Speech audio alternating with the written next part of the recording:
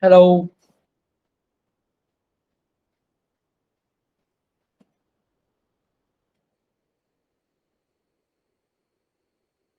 Hello, good afternoon. Good afternoon, sir. Yeah, 1 second. Yes, we have 19 people. We can start now.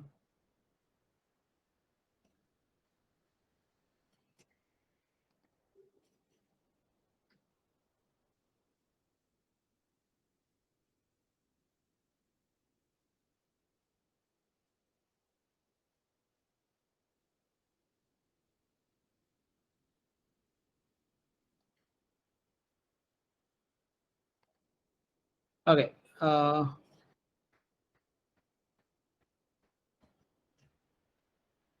Did you all receive tute number 3 as well already? What we presented last week was tute number 2. Did you all get the tute number 3 yesterday or day before or even today? Or are you seeing it first time now? Yes or no? Did you all get it, or I am referring to tute number 3? Got it, sir. Hello. Did you get the tute number 3? Yes or no? Yes, sir, we received it. Yes, sir. All right. Okay. Good. Right.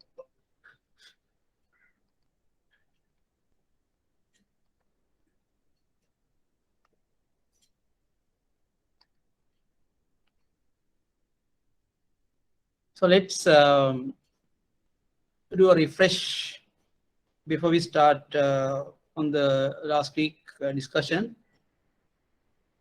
The marketing management is the process of planning and executing the conception, pricing, promotion, and distribution of ideas, goods, and services to create exchanges that satisfy individuals and organizational goals. Are you clear on that? Okay. So let me give you some questions to refresh your minds. Or let me ask you some questions. We talk about SWOT analysis. What does SWOT stand for? Quickly answer. What is SWOT? Or what is SWOT analysis? Can you have some answers? Or what are the components of SWOT analysis?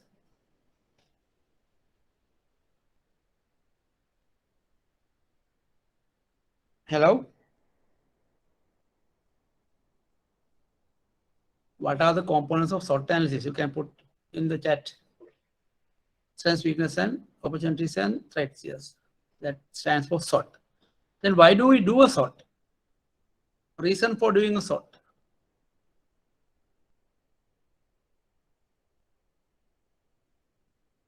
Why do we do a SWOT analysis?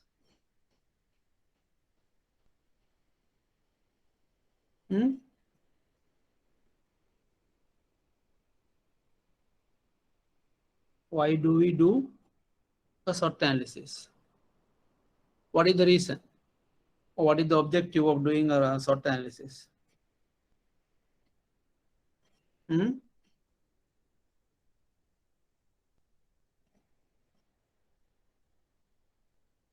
Hello? Give me one reason for making business plans. Yes, very good. Shalini, identify the areas of our business. Okay. What else? Good. SWOT analysis will help you identify areas of business that are performing well. Okay.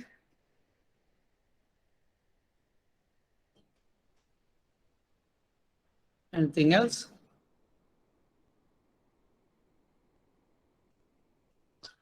What is what is our situation? Yes. Yeah, our current situation, current position.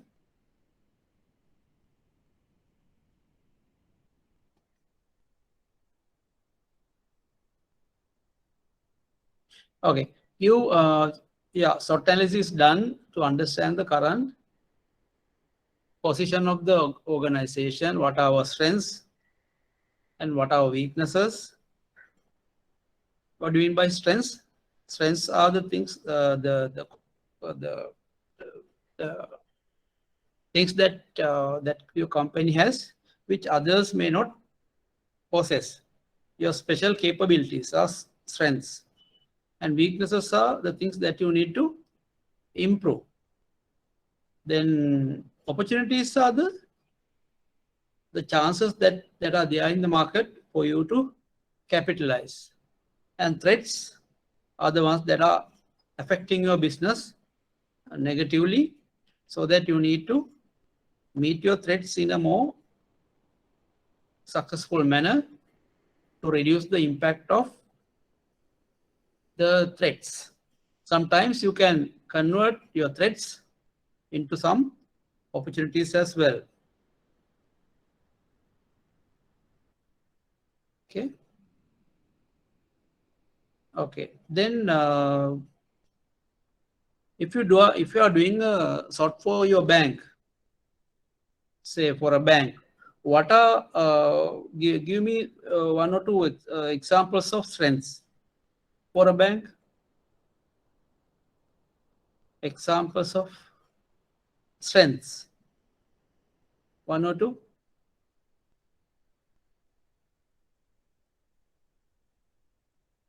Even say for your bank, say Bank of Ceylon or People's Bank. What is a key strength? Staff service excellence. Yeah, what do you mean by staff? Skilled staff or motivated staff or satisfied staff? You can't just say staff. They should be highly technically skilled staff or motivated workforce or something like that.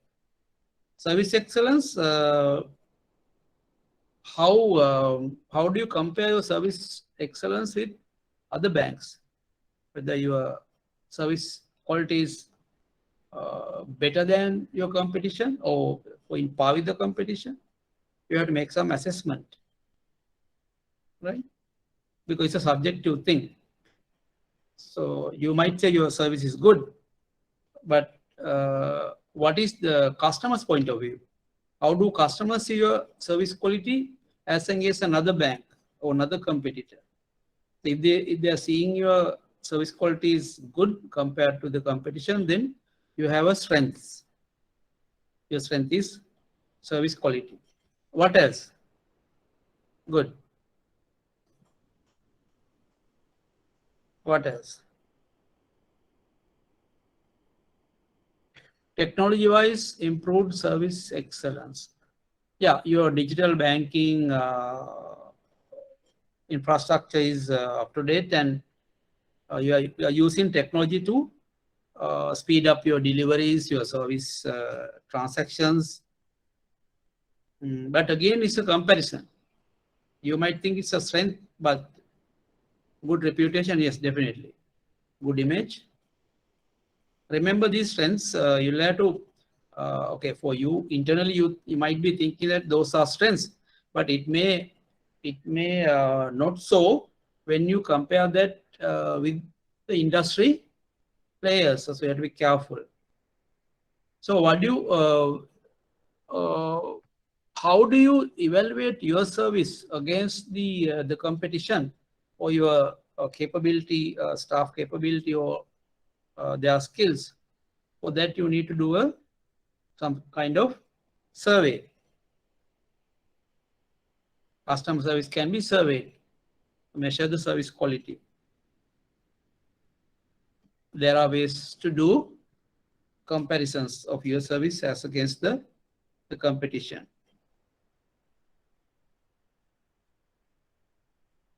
Okay.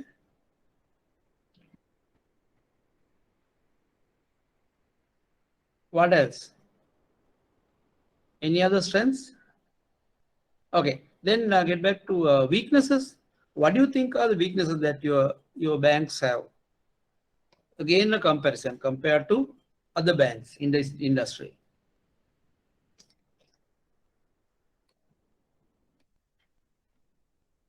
Hello? Give me some weaknesses.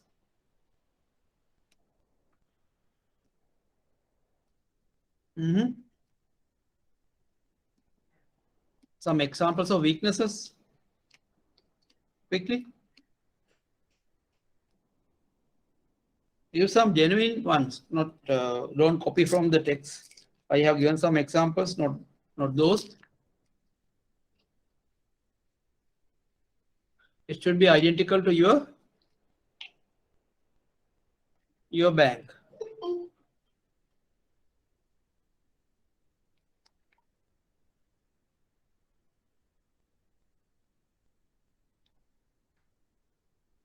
Example.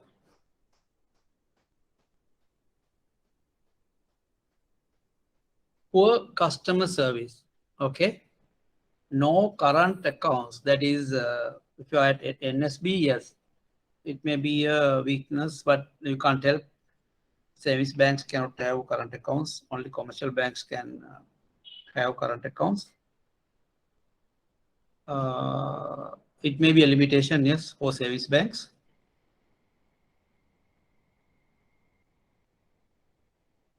But that is a weakness that you will never be able to overcome because under current regulations, savings banks cannot have current accounts unless you become a commercial bank.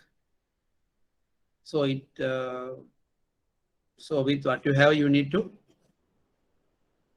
capitalize and progress. Okay, if I have you specific, say Bank of Ceylon,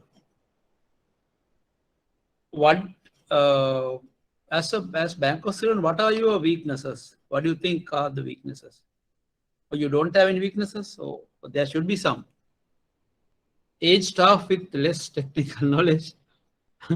Okay, but now a lot of new bankers are joining. Yeah, that may be a good. That may be a weakness. Yes, technology. They may be technology savvy or tech savvy, like the younger one. But they will have a lot of experience. So we have to capitalize their strengths. They may be knowledgeable, although they don't have the technical knowledge. Yeah, good. So what do? At least you have to train them, whatever way possible, the basic training on IT. That is how you overcome your weaknesses or improve on your weaknesses. If you don't train them until retirement, they will never learn the technology aspect or no interest on the technology developments. Good. Any pricing of products? Why do you say pricing of products? You mean your loans are high price, or is it the pricing of product? Your pricing of product will depend on your cost of funds. But I believe state banks have, not to the market level. You mean your lending rates are higher? Lack of infrastructure, yes. But these things can be overcome. Less attention given to individual customers due to huge customer base. Yeah, that may be on. But now you have priority centers and things like that. So that is one area you must improve. There should be centers, specific centers like what other private banks have, the premier centers or VIP centers to cater to high net worth customers. You can't treat every customer in the same way. It's a good point. And infrastructure you need to anyway acquire. Now you see, weaknesses can be overcome. There are ways. So they are controllable, isn't it? You can improve on your strengths and reduce or minimize your weaknesses. They are internally controllable.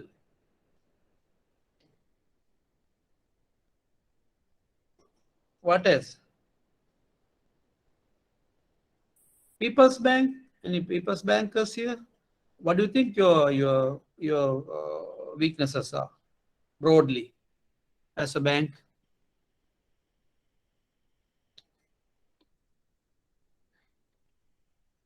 Don't worry, I won't share this information with your bosses. Just for the study purposes. You may be having genuine internal issues that need to be addressed, but bank has not addressed it so far, so up to now. So like you do a SWOT analysis or understanding the strengths and the weaknesses of the bank, even you can do a SWOT for a branch as well. You assess your branch strengths and weaknesses as against the competitor bank branches in the area. Okay, so give some examples for opportunities at present. What type of opportunities you will have at present? What type of opportunities?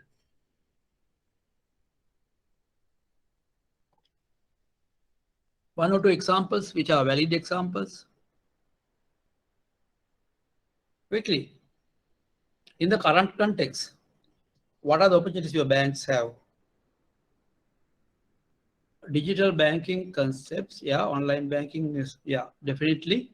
A lot of banks are now focusing on digital banking products and offerings. What else? That is one, yes. One opportunity because people don't want to travel. So digitalization is one focus, great focus, primary focus in today's context, yes. What else?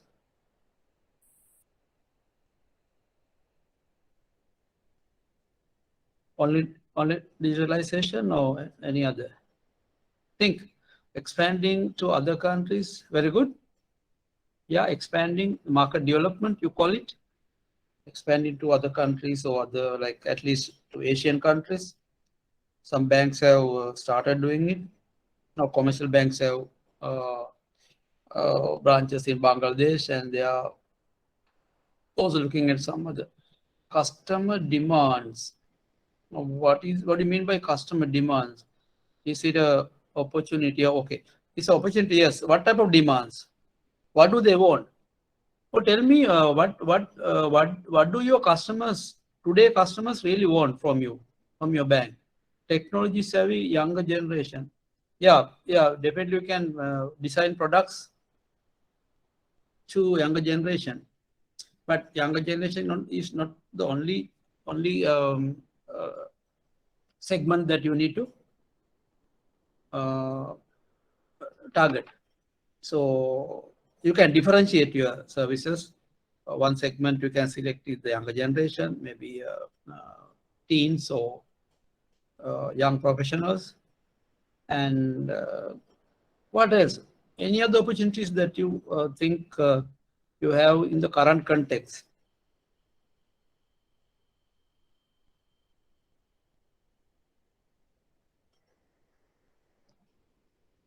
What type of problems? Because they need financial solutions today. All the customers have financial issues owing to cost of living going up, and their income is not sufficient to even. There can be a lot of if you go on like this, you will definitely see a lot of NPLs. NPLs getting bigger and bigger. A lot of NPLs getting created because people's disposable income is getting reduced because Earlier there was a gap between the income and the expenditure. Now even the customers or the borrowers can't meet their loan commitment because the expenses have gone up, isn't it? So what do we do? So that has been an threat beyond our control, but can we capitalize? Are there any ways to capitalize? Is there any way to capitalize the current opportunities? Okay, so we can take opportunities and the threats together because both those are more external, no control. So give us some examples of threats, current threats that we have in the banking sector. As banks, what type of threats that we have? What are the key threats? Competitors, yeah, competitors is a threat, definitely. You have no control over competition. Exchange rate risk, yes, there's a huge threat. Everything is becoming more and more difficult. Cyber threats, yes, maybe hackers or various other computer bugs, and can be affecting your systems or your software. Easy cash. Easy cash is, what do you mean by easy cash? Is it a threat or solution or whatever? What is it? What do you mean by easy cash? So I want you to tell some, give us some threats in microfinance companies competition. Yeah, but you know, microfinance companies, yes, they also do some financing, but they look after only the bottom end of the or bottom side of the pyramid. I don't know whether it's a threat to you, but they are not targeting your middle and high income customer base, but there can be some amount of yes. Any other threats coming from outside? You give some threats like exchange rates going up. We don't know when is this going to be over. We have no idea.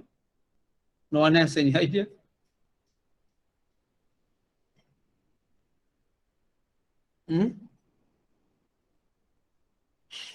Increased trend in cost of living, yeah, is really an issue. No control. We have no way to.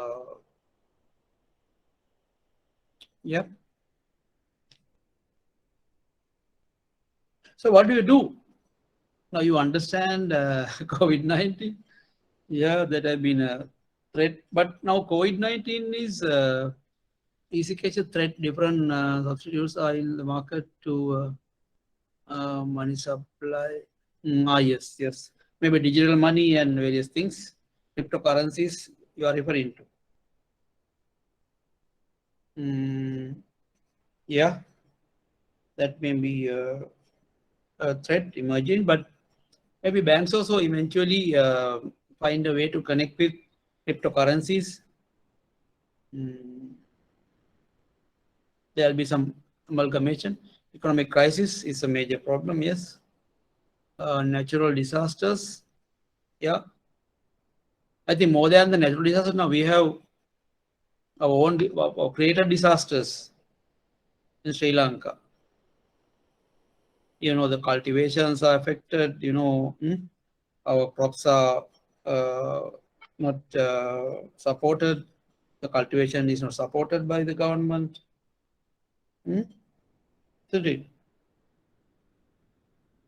Okay, I think you have identified some key strengths, weaknesses, threats, and opportunities. The importance of having understanding these things are you understand the current situation through this SWOT analysis, and you will be able to provide, at least design some solutions to overcome your or minimize your weaknesses or capitalize on your threats, convert threats to opportunities. And with this new cost of living issues, there can be uh, opportunities for you to uh, offer to the marketplace. Maybe these days you may have to look at some loan products which are maybe uh, uh, making which are making it the particular loan products maybe for customers point of view, from the customers side, maybe more user friendly, easy for them to pay, because their cash flows are now affected. So they can pay a little smaller. You can offer a structured loan facility. The first year installment is less, and it will gradually increase over the years. So immediately you have a problem. So you can give not a fixed loan interest or fixed loan uh, monthly commitment or fixed monthly commitment. You can give a variable, or they are called step up repayment schemes. So first year, certain amount of, or for 6 months, certain amount of uh, installment. The second half or second 6 months, little higher, or 10% or 15% higher. Then next half, another 20%, like that. You can step up the repayment, because to meet the current cash flow levels of our customers or businesses, you can use some structured loan repayment products. That may be a new opportunity because of the customer incomes have reduced. So those are some of the advantages that when you understand these threats that are there in the market, you must provide some solutions, and through that you'll be able to convert those threats into some lending opportunities. I mean, this may not be good time for savings, but because people don't have disposable income or surplus income to save. So maybe you can focus on more or structured lending according to customers' cash flows, whether the customer is a individual customer or a professional or a business customer. You can structure the repayment programs in such a way that you step up as we go.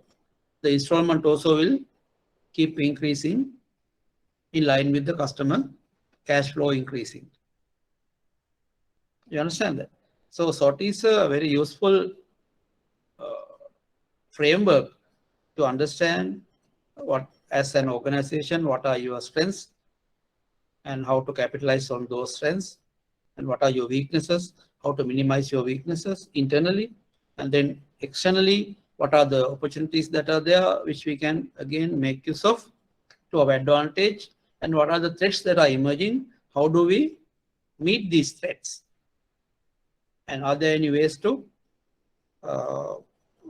reduce the impact of these threats so that your company can progress over the future period. Okay, so then we went into understanding the marketing environment. So what are the I told you about 3 components in the marketing environment broadly. You must remember this, because these are the type of questions that you will find in the exams. You have to give 3 components in the marketing environment and briefly explain them. Okay. Now, firstly, give me the three components of the marketing environment. Can we have the answers? What is the marketing what are the components of the marketing environment.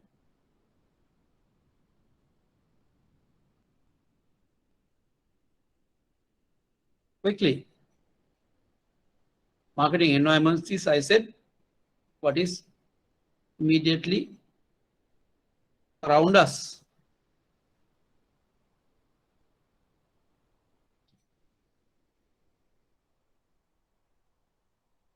Certain factors we interact with them daily basis. Certain factors are macro level factors that are affecting our business.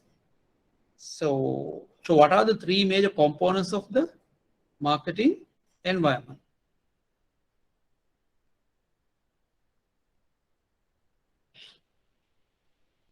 Hello?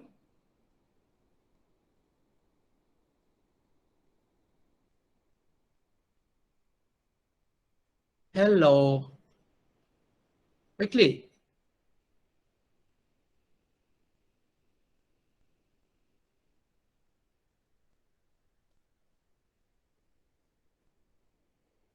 Demographic environment. Broader macro, micro, yeah. Okay, someone has given macro, micro, and the company. So remember, those are the three components of the marketing. Company environment, company strategies, products, systems is the first environment. Company internal environment.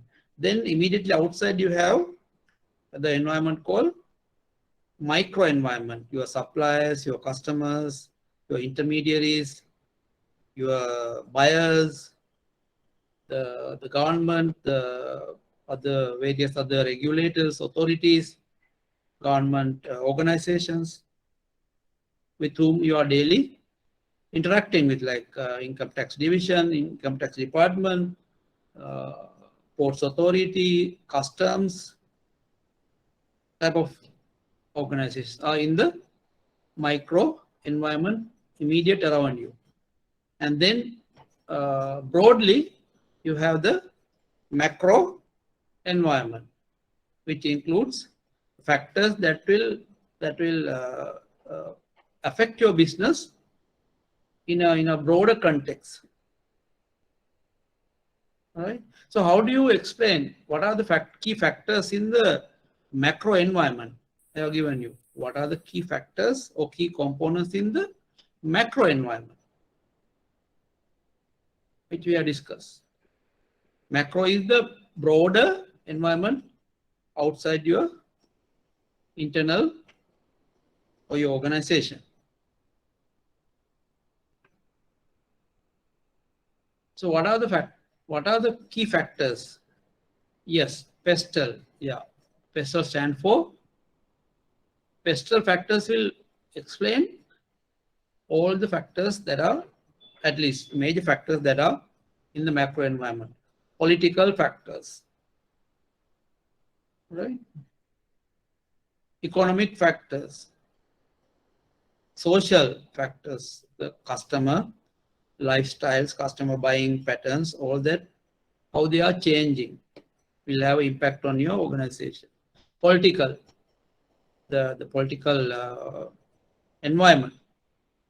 You know, today the political environment may not be very conducive for business.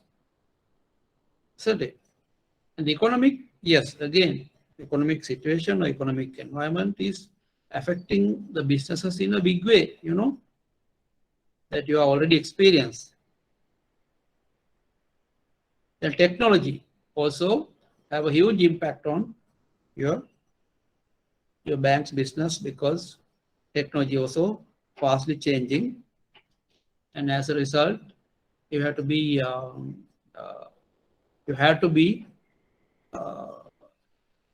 interacting with new technological advancements, and that have a huge amount of impact on your organization. And then comes another environment called ecology. We discussed about the ecology for the planet. And then the legal environment. Legal again, various legislations, tax laws, import restrictions, import laws, all that come under legal environment. Right. So then what are the components of the micro environment?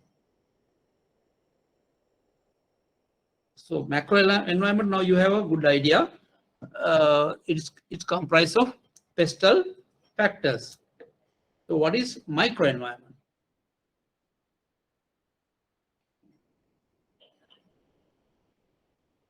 So what are the major components of the micro environment?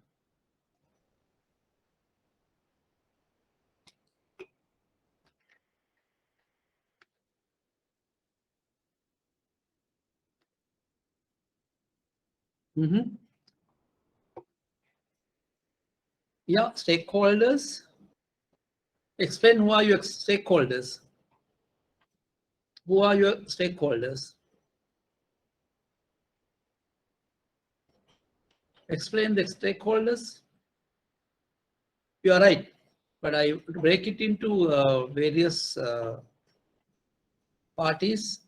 When you say stakeholder, it's a broader term, but you have to understand it in competitors, customers, yes. Yeah, the immediate around you, suppliers, yes. Yeah, very good. Who else?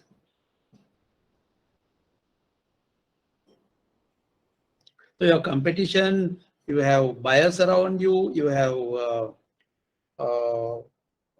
suppliers, you have various intermediaries. Yeah, even regulators have impact on your, yeah. They are day to day, they are interacting with you in the micro as micro factors. Right. Okay, good. So remember these things. So what we understood was there's a thing called marketing environment. It has three bigger components, broad components, from macro environment to micro environment, and then come to internal the company environment, right? And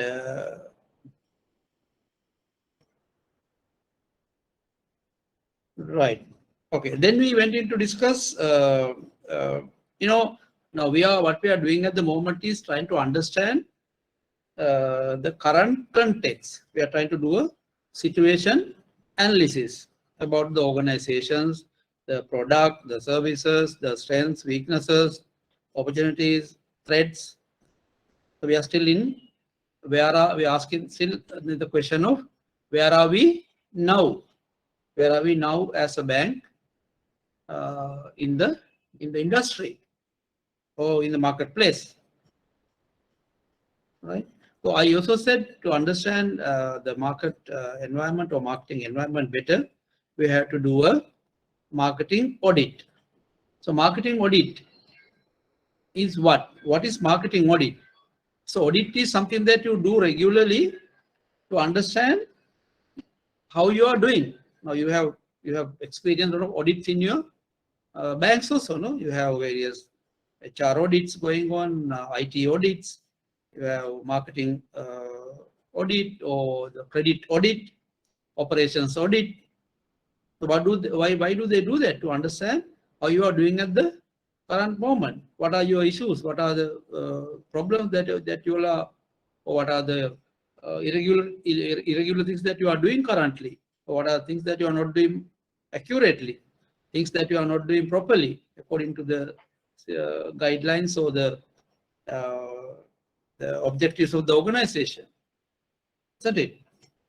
So it is done to assess the current functions of the organization, right? So I said there are key components in the definition of marketing audit. So how? So give me some keywords that you find in the marketing audit definition. I gave you the definition of marketing audit. So marketing audit should be these things. The definition says, definition is basically introducing what marketing audit is, isn't it? So marketing audit, I said marketing audit should be having these perspectives, having these qualities, having these components. So what are the key terms given in the definition of marketing audit? I have given that in the tute. I want those keywords. These keywords are very important. Because that will give you summarized version of, or that will help you to understand your marketing audit definition better. If you know the keywords, if you remember the keywords rather. Okay. So go to the marketing audit definition and find those words. Independent, comprehensive, systematic, independent, periodic examination. Very good. Very good. So marketing audit is a comprehensive exercise. It should be systematic exercise and independent. So marketing audit can't be a partial or biased activity. No, it has to give you the correct position, unbiased position, fair position of your company's performance. Right? And okay, they are given some good. There are some more keywords that I have underlined there. And it, okay, now you are right saying that marketing audit is a comprehensive, systematic, periodic, independent exercise. And there are some more keywords in the, what is it? What are they? Quickly, get involved. Please go through the notes even. It doesn't matter. What is important is, I know that you don't have time to go through these tutes with your busy schedules. That is, during the class, we'll go through it. Then you'll have a better idea of what you have done over the last 2 weeks, or 2 sessions rather. Okay. So marketing audit is a comprehensive, periodic, systematic, independent examination. Yes. Why you are doing that?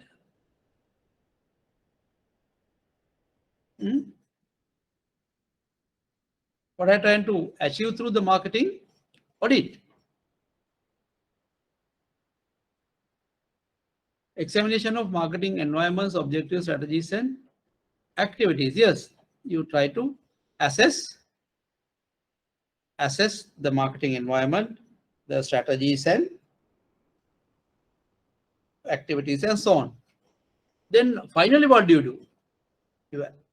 It's a comprehensive examination to understand those the company's objectives, functions, strategies, and actions. For what? Finally, what is the final purpose of the? You are right up to now. You have explained at least 2/3 of the marketing audit definition. So what is the final part? Finally, what do? The final purpose of marketing audit is what? Improve the marketing. Exactly. Very good. You had to have a plan of action to improve marketing performance, because so you do this exercise on a regular basis in a comprehensive manner, I said, right? And you assess the company's objectives, the functions, the strategies, programs, various things that you do. You assess whether they are being done in the right manner, in the right way, the most effective way. And finally, from that learning, you will give the company an action plan, right? An action plan to improve the performance of the company. Performance of the company. Very good.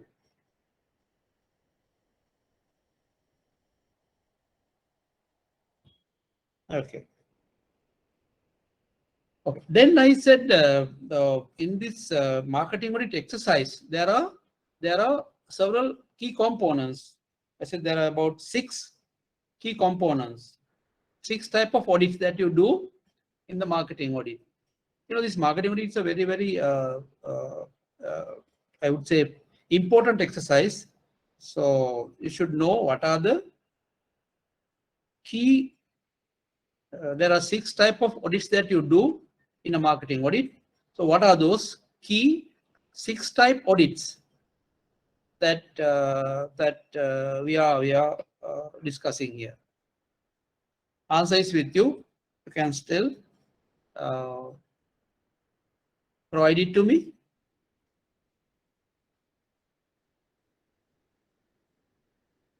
Quickly.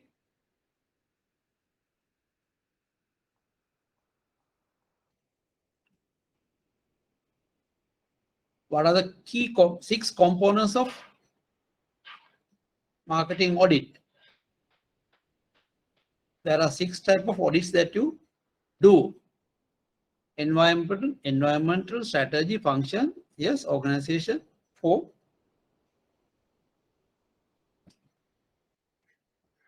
Again 4.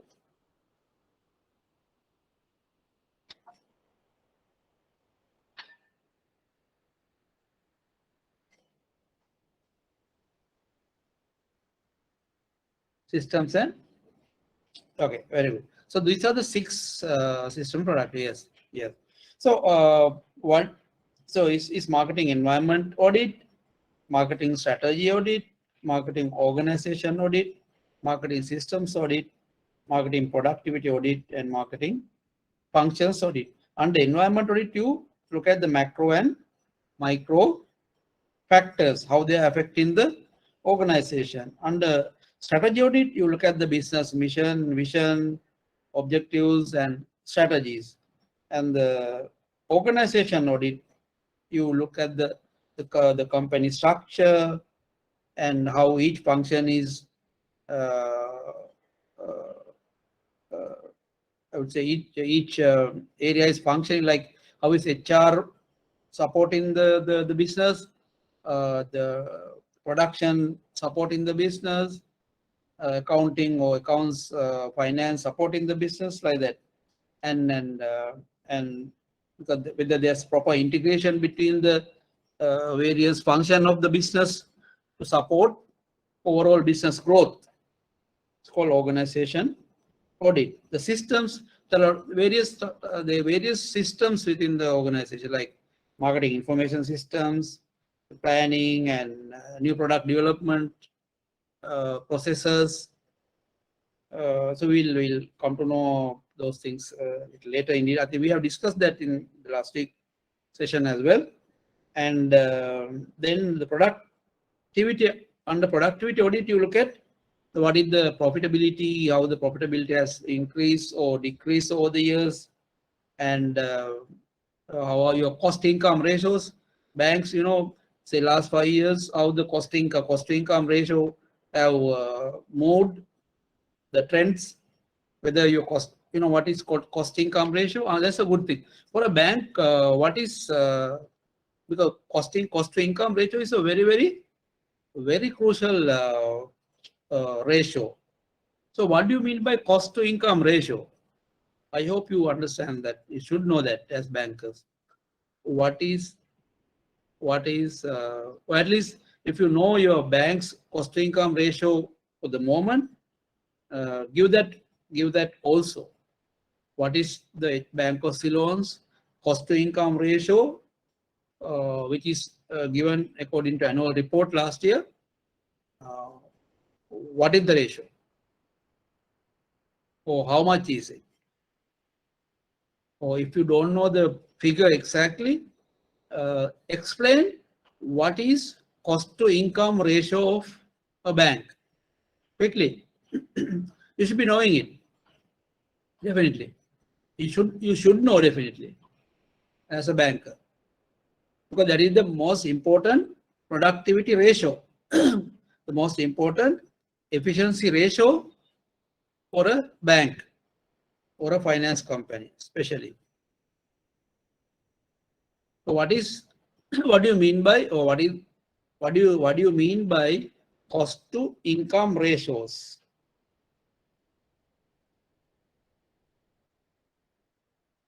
Any idea? So it's about cost and income. Even the ratio name gives you a clue. It's about the cost and the income.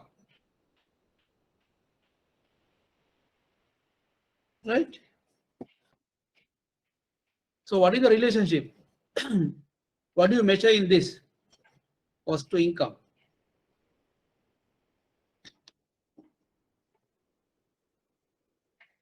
My God, you should be knowing that. Cost to income. Quickly. We are past. I'm running. We are running short of time. Yes, 2:30, 2:36. Cost. Yeah, cost divided by income. Yeah. Okay. That is how you calculate it. Okay. So what do you mean by that? Your simple meaning of this ratio. Cost to income. Cost divided by income. Yeah, correct. So what does it mean?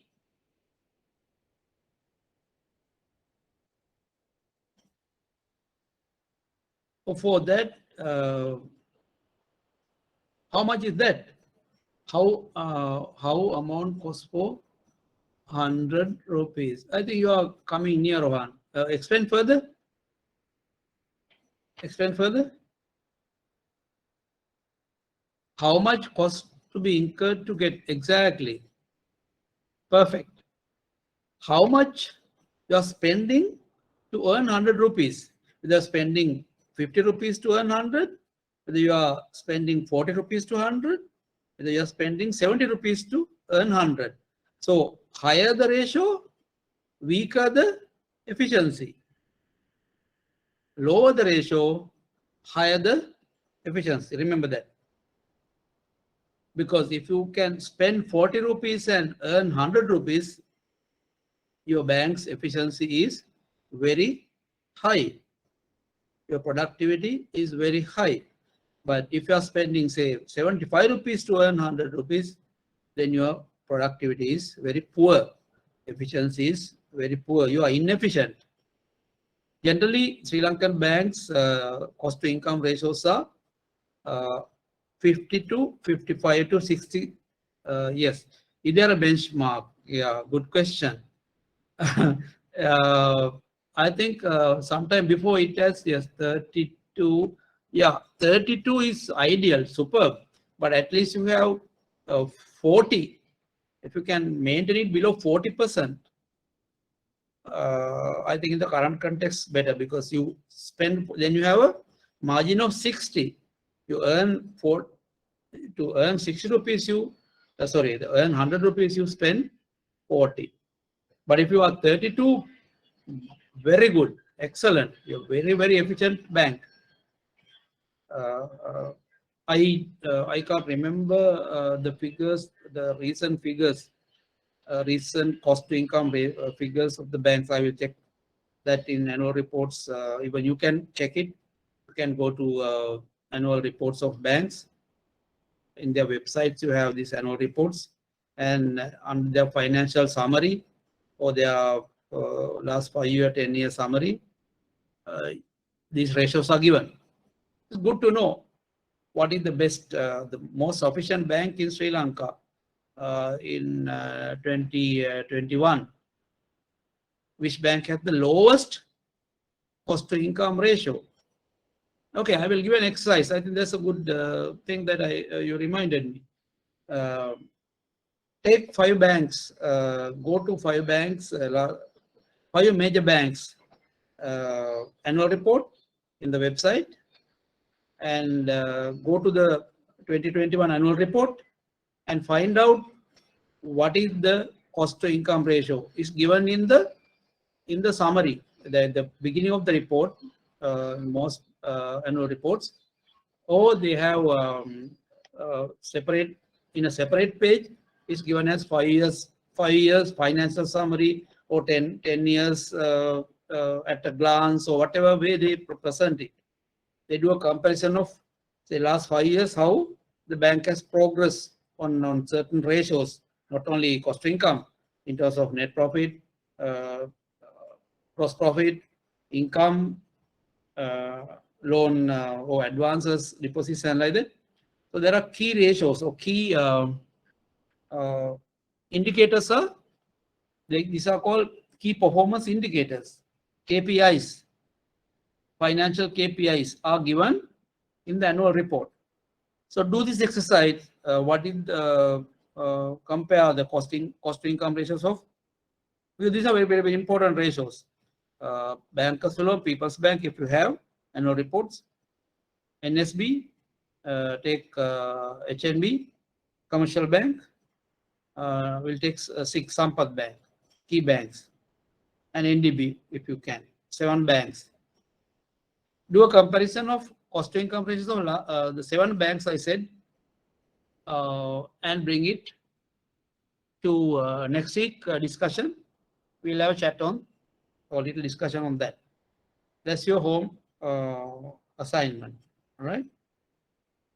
So you understand that so productivity audit, you will be comparing how you are doing, whether your cost to income ratios are weaker than or stronger than the other banks. If you have a very high cost to income ratio, then what action you should take to minimize or reduce your cost to income ratio, or that way you are increasing your efficiency or the productivity of the bank as a whole, right? Then the final audit would be marketing function, how your products or 7 P's are, how strongly 7 P's are kind of carried out. Your products, your pricing, how it is done, your distribution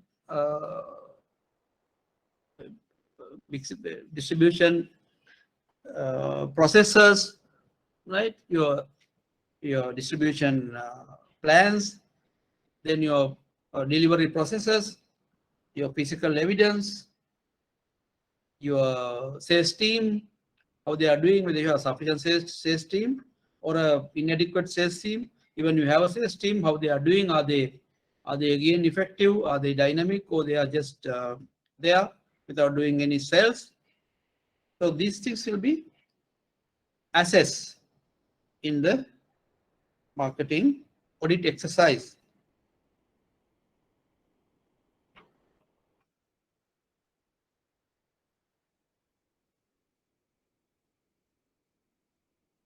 Okay. Then I talked to you about a thing called triple bottom line concept, and also I said 1P there is environment or the planet, right? I said the planet, the way our people continue to pollute the planet, if you are going to continuously pollute our water or contaminate the water, the soil, the air, then what will happen? Then what will happen is you will not be able to live in this planet, that I said. So remember, there are triple bottom line concepts that are developed so that organizations will take some steps to preserve the environment as well, the support the environment as well, even through their CSR strategies.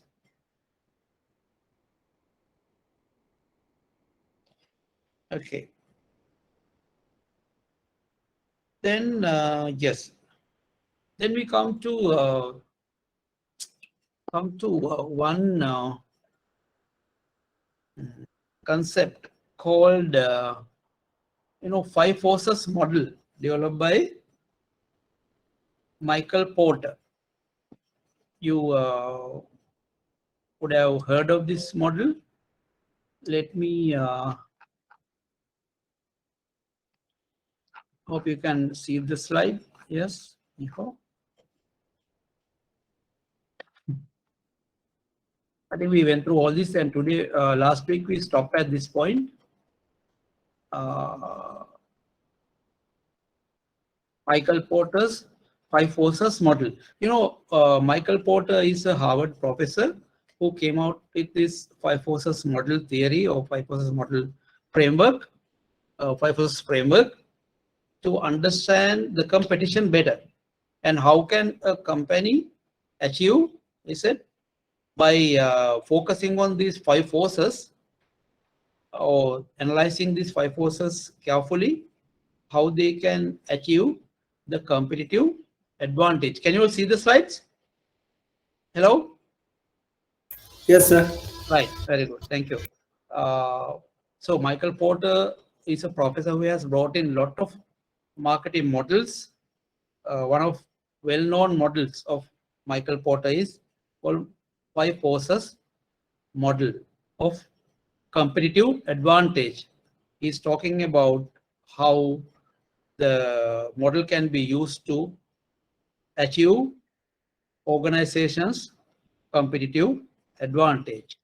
But he said the five forces are environmental forces that impact on a company's ability to compete in a given market. So there are forces which may impact your company's ability to compete in a given market. Let's see what those forces are. The purpose of five forces analysis is to diagnose the principal competitive pressures in a market and assess how strong and important each one is. So the model you may have also seen earlier or heard of. So he said there are five forces. The five forces that he explained are: first, the existing competition. Now, if you take banking industry, now he's talking about generally industry. Now, banking industry, we have how many existing players? We have 25 plus banks. There are, as someone said, there are savings banks, there are leasing companies, there are microfinance companies, there are what else? The prime dealers, various type of competitors who are competing with our in our marketplace. Basically, they are providing similar services that we also offer. Same type of services. They have lending products, they have leasing products, they have deposit products, they have other fee-based products like opening LCs and so on. They have your private pawners also competing with the pawning business. So there's huge competition, he said, within the industry. And also, he said there's threat from the suppliers. Who are the suppliers for a bank? Mainly the depositors, because we are dealing mainly with money. So suppliers of money today, the suppliers' power is increasing because banks don't have supply of funds. The suppliers want higher interest. When you pay high interest, what will happen? Your cost of funds will be higher and your profitability will be reduced. And again, the bargaining power of buyers, he said, the power of buyers also increasing. In today's context, you find the buyers are mainly our loan customers. So one thing is they have a choice. They go to various other banks. If you don't give them the right package, isn't it? They will, because they have a choice. You are not the only person providing or giving loans. There are many other banks that are offering the same, or many other players offering the same. And he said also another force that is affecting your business is the threat. The new banks coming, new branches are being opened, new products are offered to compete with your products by new players, and other threat is threat of substitutes, right? Threat of substitutes. So let's go quickly one by one. The existing competition. So number of competitors, diversity of competitors, industry concentration, industry growth, quality differences, brand loyalty, barriers to exist, switching costs. You can understand when you see the word, the existing competitors. These are the things under you need to study under existing customer, existing competitor, how they impact. Switching costs mean, sometimes switching cost is some customers, they can easily go to another bank. There's no switching cost. You call the switching cost is called the cost customer has to bear when he or she changes the existing supplier. So today customers, say your lending customer, sometimes may have a switching cost to go to another bank and getting the same loan, because customer has already paid the mortgage charges, the legal charges, other various valuation and related charges. So their switching cost involved in certain products, but deposits and all, there are no switching cost unless a deposit is withdrawn prematurely. There's no switching cost at all. So during a renewal or at the time of renewal, customers can easily move from one place to another, right?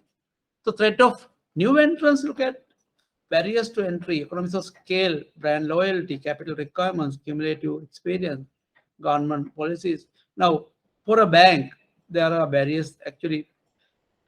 There are no new banks coming as new entrants. But for our industry, I think the biggest threat is the finance companies are becoming bigger and bigger, and they are competing with banks in relation to various products. Now take the companies like LOLC. Now LOLC now becoming huge. LOLC is now bigger than some banks. Because they have 3-4 finance companies now under same umbrella. For example, LOLC has been acquiring finance companies. They acquired commercial leasing. They acquired now recently they have acquired commercial credit and finance, right? And they have commercial credit and finance. Under they had the trade finance company, and there are a lot of companies, finance companies now getting amalgamated, and they are becoming bigger and bigger, and become a threat to the existing banks. Then take the other factors like bargaining power of buyers, the number of customers, size of each customer order, difference between competitors, price sensitivity. Buyers are also very demanding. The loan customers, they want the best, they want the lesser interest, they want the best service, the speed, and they have other options. The same facility they can take from a finance company or another bank. So their power is also getting more and more increase. Let's look at the supplier, number of size of suppliers, uniqueness of each supplier's product, focal companies' ability to substitute. When suppliers for a bank, there are corporates, institutions, and individuals supplying what? Supplying money, right? So these what will happen is in certain context, these suppliers also become very demanding because they find there are other players who are in the industry offering better offers or making better offers. So according to Porter, the power of suppliers also a matter that impact. If the power of supply is high, you have a huge impact, a negative impact. The same way the power of buyers, the bargaining power is high, you have a negative impact on your progress. And the final one is the threat of substitute products, right? Number of substitute products available, buyer propensity to substitute, relative price performance, perceived level, product switching cost. Again, for banking, there are many substitute products. So if somebody is offering or someone is offering the same product that is similar to your product, that's going to be a negative impact for your growth, right? So therefore the according to Michael Porter, he said these forces will determine your progress or your decline, right? So let's now, since we have taken about 1 hour, can we take a little break and continue after we take about say 20 minutes? Is it okay? Hello? You want to break now or later? As you wish, sir. As you wish. Okay. Okay. So then we'll okay, then continue for another 10 minutes and see. Right.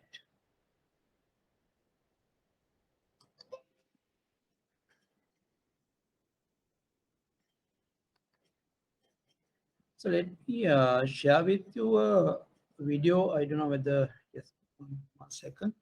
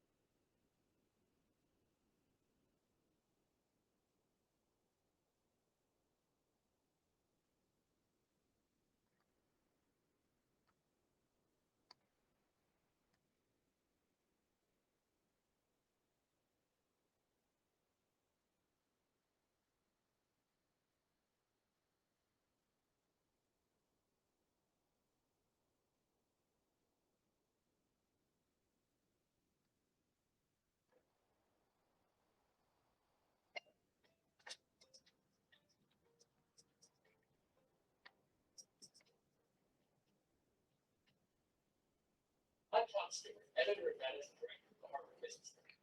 Our guest today is Michael.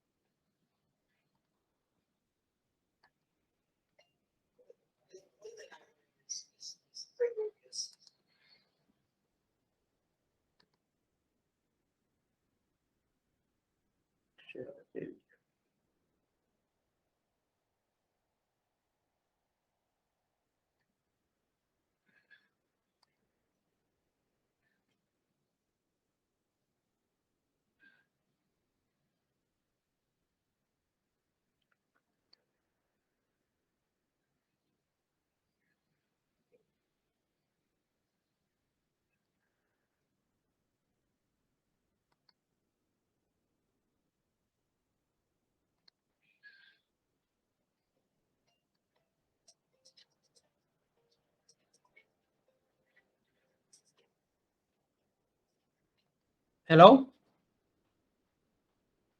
Hello? Yes, sir. Can you all see the screen? No, no, sir. You can't, no? Okay, 1 second. No, sir. Can't see, no?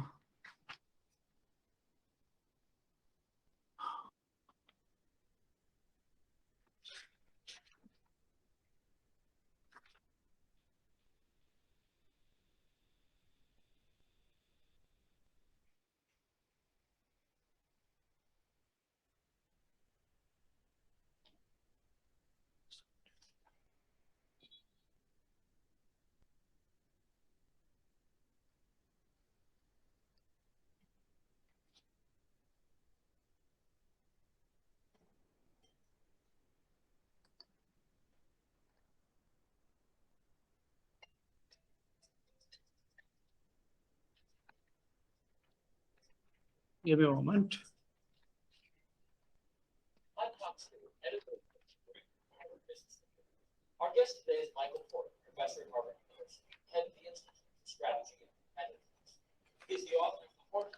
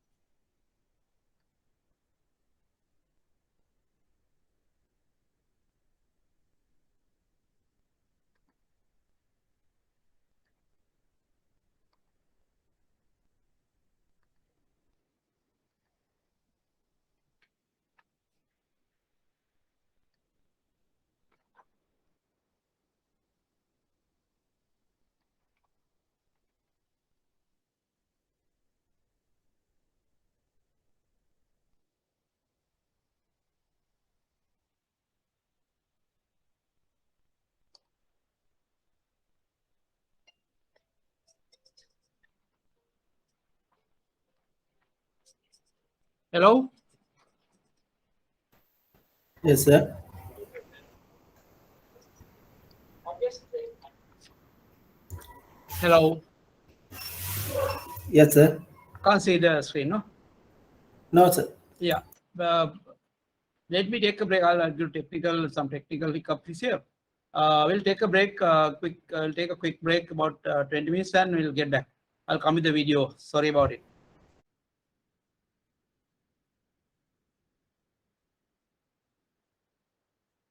Hello.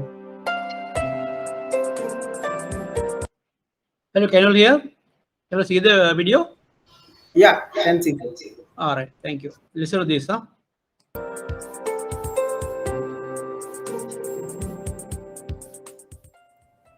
I'm Tom Stewart, editor and managing director of the Harvard Business Review.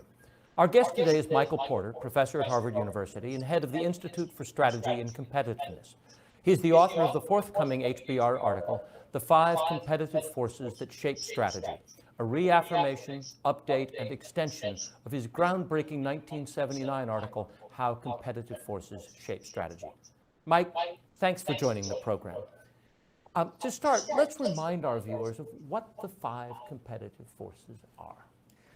Well, Tom, the basic idea of the competitive forces starts with the notion that competition is often looked at too narrowly by managers. And the 5 forces say that, yes, you're competing with your direct competitors, but you're also in a fight for profits with a broader extended set of competitors, customers who have bargaining power, suppliers who can have bargaining power, new entrants who might come in and try to grab a piece of the action, and substitute products or services that essentially place a constraint or a cap on your profitability and growth. So the 5 forces is kind of a holistic way of looking at any industry and understanding the structural underlying drivers of profitability and competition. So I use these to think about my rival makes it difficult for me. The threat of substitutes means I can't overcharge. The threat of new entrants means I can't overcharge. Right. And the same thing with the Buyers power and suppliers. suppliers. There's underlying drivers of each of those forces that the model really sort of unveils, and then you can actually apply this. Every industry is different. Every industry will have a different set of economic fundamentals, but the 5 forces help you home in on, first of all, what's really causing profitability in your industry, what are the trends that are the most likely to be significant in changing the game in the industry, where are the constraints which if you can relax them might allow you to find a really strong competitive position. So how would you apply this analysis to an industry, airlines, for example? Well, airlines is a great industry. It's actually, you'll see in the article, you've seen in the article, that there's a chart that compares profitability of industries, and airlines, I think, has been on the bottom of that list for decades. It's among the least profitable industries known to man. And the 5 forces really allows you very quickly to understand why. I mean, let's just go around the chart. The nature of rivalry is incredibly intense, and it's almost exclusively on price. It's been very hard to differentiate, to get the customer to wait even an extra 2 or 3 minutes for another flight if they can get on the flight at a cheaper price. So there's been a very intense price competition, low barriers to entry, a constant stream of new airlines coming into the industry, despite the fact that the profitability is low. It's always puzzled me. The low barriers to entry because you can rent a plane, you don't have You to can buy rent a one. plane. You can rent a plane. You can lease a gate. It's all generic technology. You can start with one flight between 2 city pairs. You don't have to, there's no real need to have a whole network in the beginning. And yet people keep coming in. I think it's just one of those sexy industries. It's a great example of how sexiness or coolness or hotness or chicness has nothing to do with industry profitability. The underlying structure is what drives profitability. The customer is very fickle and price sensitive. Suppliers of aircraft and aircraft engines and even aircraft gates at airports now have a lot of clout. They can bargain away most of the profits.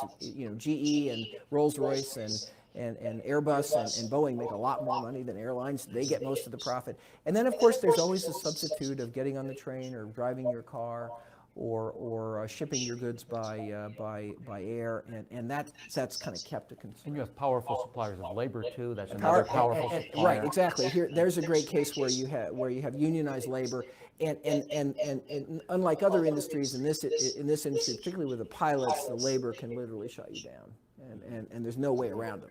So it's an industry where there are spurts of what you might call mediocre profitability, punctuated by long periods of terrible profitability. So every one of the 5 forces is very strong in that industry.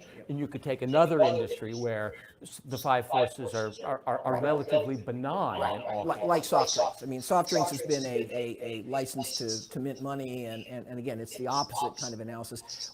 When I talk with students, we kind of joke around. There's 5-star industries where all the forces are attractive, like soft drinks. There's 0-star industries where all the forces are unfavorable, like airlines, and we're always trying to understand, okay, what's the configuration of underlying economic drivers that's going to really shape the profit potential of this industry, and then armed with that insight, what do I do about it? How do I try to relax the constraint that's holding back industry profitability? How can I position myself to kind of insulate from some of the gale winds of those forces? And those implications of the 5 forces are something that this new article has developed in much more detail. You conceived this framework nearly 3 decades ago, and it has been the most extensively used both in management scholarship and management practice of any strategy framework, and I mean, it really has it changed the definition of strategy in a lot of ways. In these 3 decades, what have you learned? What have you learned about the application of these ideas in the real world of business? Well, the wonderful thing, of course, we learned is that these concepts can be applied to literally any industry. It's a product, a service, high tech, low tech, emerging economies, developed economies. Indeed, what one of the powers of the framework is it helps you avoid getting trapped or tricked by the latest trend or the latest technological sensation, and really allows you to focus on the underlying fundamentals. The internet's a good example. We got very confused by the internet because people saw the internet as a force as opposed to really enabling technology that might or might not impact the underlying structure of the industry. So I think one thing I've learned is the framework is very robust. But I've also learned that there's a lot of confusion and complexity in actually applying the framework in actual practice. And we've tried to clear as many of those areas up as we could in this new article. For example, how to think about rivalry. What's the really how do we understand when rivalry is really positive sum, which allows companies to, many companies to do well, and when does rivalry become really zero sum, where everybody's kind of dragged down into kind of a destructive battle that you can't win? That's I can understand zero sum. I mean, if we get in a price war, the only one who wins is the consumer, which is nice if you're a consumer. But what do you mean by positive sum competition? Well, the trouble with the zero-sum competition is then the consumer gets a low price, but they really get no choice. And in a positive-sum competition is where companies can compete on different attributes, services, features, customer support that's actually relevant to particular groups of customers. And the most really positive-sum competition is where companies are really competing on different things in order to meet the needs of different So we're segments growing of the pie, customers. and there's a piece for each of us. As a piece of us. In fact, one of the things we talk about in the new article, one of the things I did in the new article that we really probably didn't have the experience to do so many years ago was really talk a lot about the implications. If this is the way competition works, what do you do about it? And one of them might be, in some industries, rather than go for market share against your rivals, you might be much better off just really expanding the pie, expanding the whole profit pool of the industry. That may be the best way for a market leader to actually improve their circumstances rather than to trigger a destructive battle with their head-to-head rival. How should a company get started using the 5 forces framework? You're working your strategy up. You decide this really works for me. How do you begin? Well, I think industry analysis and looking at the competitive environment is, of course, probably the starting. Hello. Yes, boys. Hello. Are you listening? Clear? Yeah, sir. But Okay. the sound is not clear, sir. Sound is not. Oh, you can't increase your sound at your point. Sorry? You can't hear it. Is it? It will, It's a breaking. It's a breaking. Yeah. Yeah, because that's the best we can do here. Anyway, let me get back to the slides. I will explain what he has said. Give me a moment.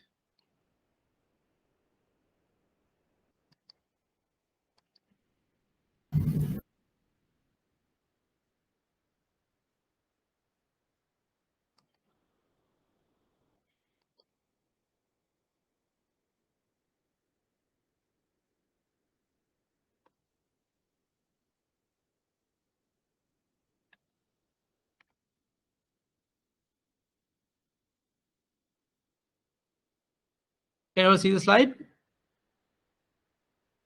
Hello?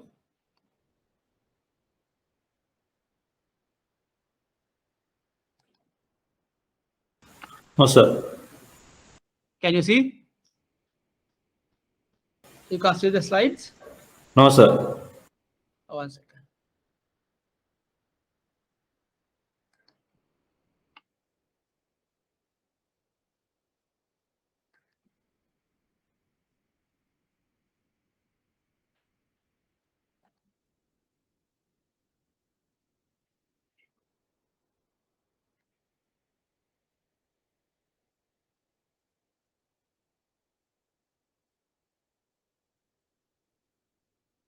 Now, okay.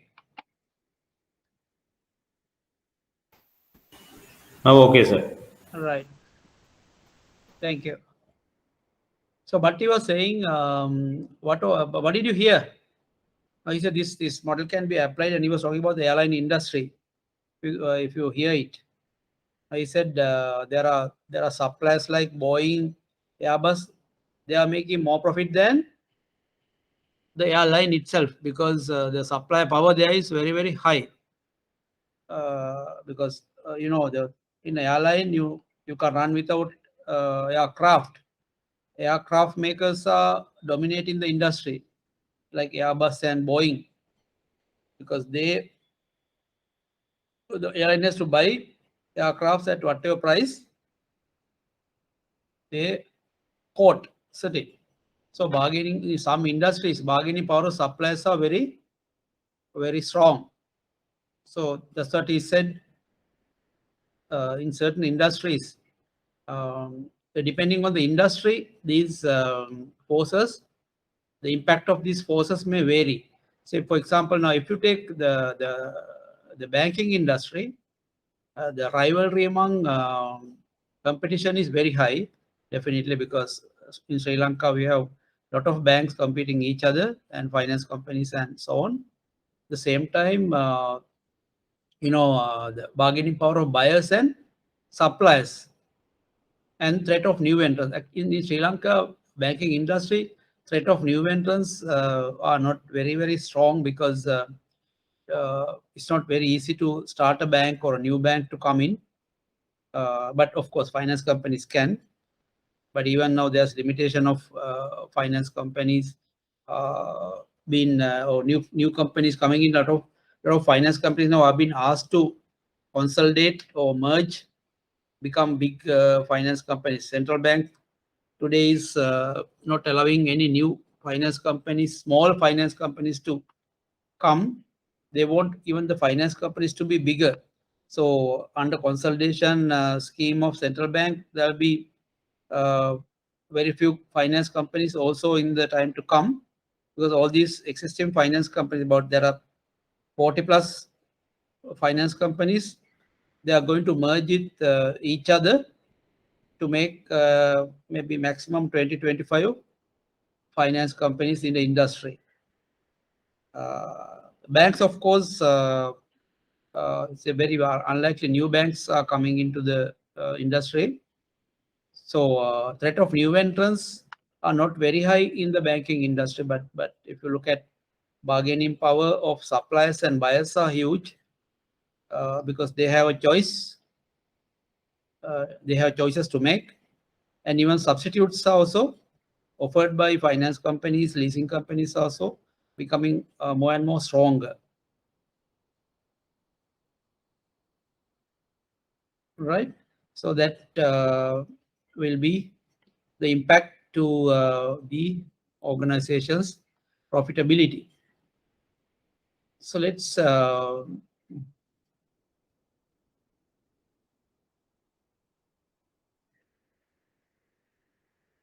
see how okay. Now take this brand logo. This is Starbucks coffee. Now, if you apply this threat of new entrants to Starbucks coffee, these are the things they have identified. Threat of new entrants, control access of distribution channels, innovation and product differentiation. Now, in order to what Starbucks does is, in order to minimize the threat of new entrants, they are trying to have a control access of distribution channels, innovations and product line differentiation, right? And then thank you. So what do they with regard to minimize the impact of bargaining power of suppliers? Bargaining power of overall supply and overcrowded market, pricing prices of coffee beans, choose suppliers based on quality, environmental and economic issues.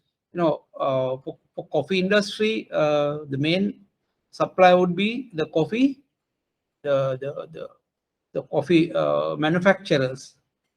So that what they are looking at is to minimize the impact of or the power of suppliers. They are focusing on quality coffee beans and rivalry among the competition. Competitors selling similar products, especially coffee and high quality food. There are many coffee stores competing with Starbucks. Bargaining power, like coffee bean itself is a big brand to Starbucks, right? Bargaining power of buyers, more options due to number of competitors, large variety of products. So what do they do to attract the buyers? So more options are offered than the competition and large variety of products. Threat from substitute, they still have threat coming from tea, soft drinks, juices and smoothies.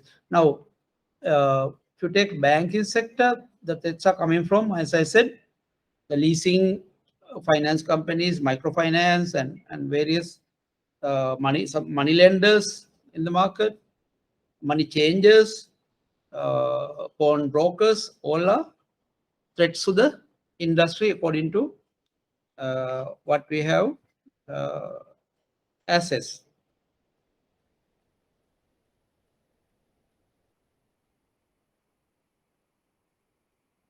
And then, let me take you to another concept called the integration. Integration, what do you mean by integration? So they are business strategies that companies use to consolidate their position among competitors. To minimize the threat of new entrants or rivalry among the industry, there are certain broader strategies that are executed or that are used by the companies today. So there are two types of integrations we are talking here. So one is the vertical integration, the other one is horizontal integration. So vertical integration is a competitive strategy by which a company takes complete control over one or more stages in the production or distribution of a product. A company opts for vertical integration to ensure full control over the supply of the raw material to manufacture its products. It may also employ vertical integration to take over the reins of distribution of its products. So what do companies do through vertical integration? They take the control of the supply side and the buyer side. You understand? So when some companies look at vertical integration this way. Now say you have a manufacturer, and manufacturer has the issue of selling the products, right? So the buyers will be, because if you say food manufacturer has to sell the product, but when products to be sold, what happens is there may be retail companies or trading houses. They can command or demand various things from the manufacturer. So in order to minimize the threat from the buyers, the companies look at forward integration. Now, one example is Keel's food products. You remember about 10-15 years before, Keel's were a manufacturer of food. We have heard of Keel's meatballs and Keel's products, various meat products. So what they did was they started their own supermarket chain or retail chain called K Super or Keel Super, so that they have control over the manufacturing and as well as the distribution. So what Keels did was a forward integration exercise, right? So the other type is the backward integration. So what is backward integration? It is where a manufacturer go and take over or merge with the suppliers, because then the manufacturer has no threat from the suppliers, right? So let me give you an example. Now Cargill's. So Cargill's, what they did was they went and bought Walls ice cream. You remember Walls? There was a manufacturer of ice cream called Walls about 10-15 years before. And what they did was they went and purchased that ice cream the factory, and now the Walls is no more there. Now it comes as Cargill's ice cream. So it's a backward integration that Cargill's did by taking over the manufacture of ice cream. Another example I can give you is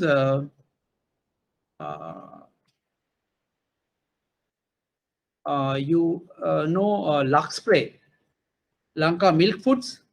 So they were buying milk foods, or sorry, the milk from from various large-scale farmers or farms. So there was a big supplier from whom they were buying milk. That was Ambevela farm.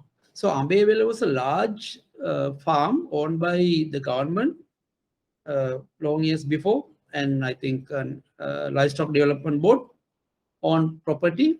The huge farm, hundreds of acres, Ambevela. So what Luxray did was they bought Ambevela farm at a huge price, and now Ambevela goes under Luxray umbrella, and Lanka Milk Foods own the Ambevela farm. Now they have a control over all the farm products that is coming from Ambevela farm direct to Lanka Milk Foods. So there are many, if you look at the industry, there are many vertical integration examples going backward and forward, right? And let's see some examples of horizontal integration. Horizontal integration is where another competitive, that company is an academic definition of that horizontal integration is the acquisition of business activities that are at the same level of the value chain in similar different industries. In simple terms, horizontal integration is the acquisition of a related business, a fast food restaurant chain merging with a similar business in another country to gain foothold in foreign markets. That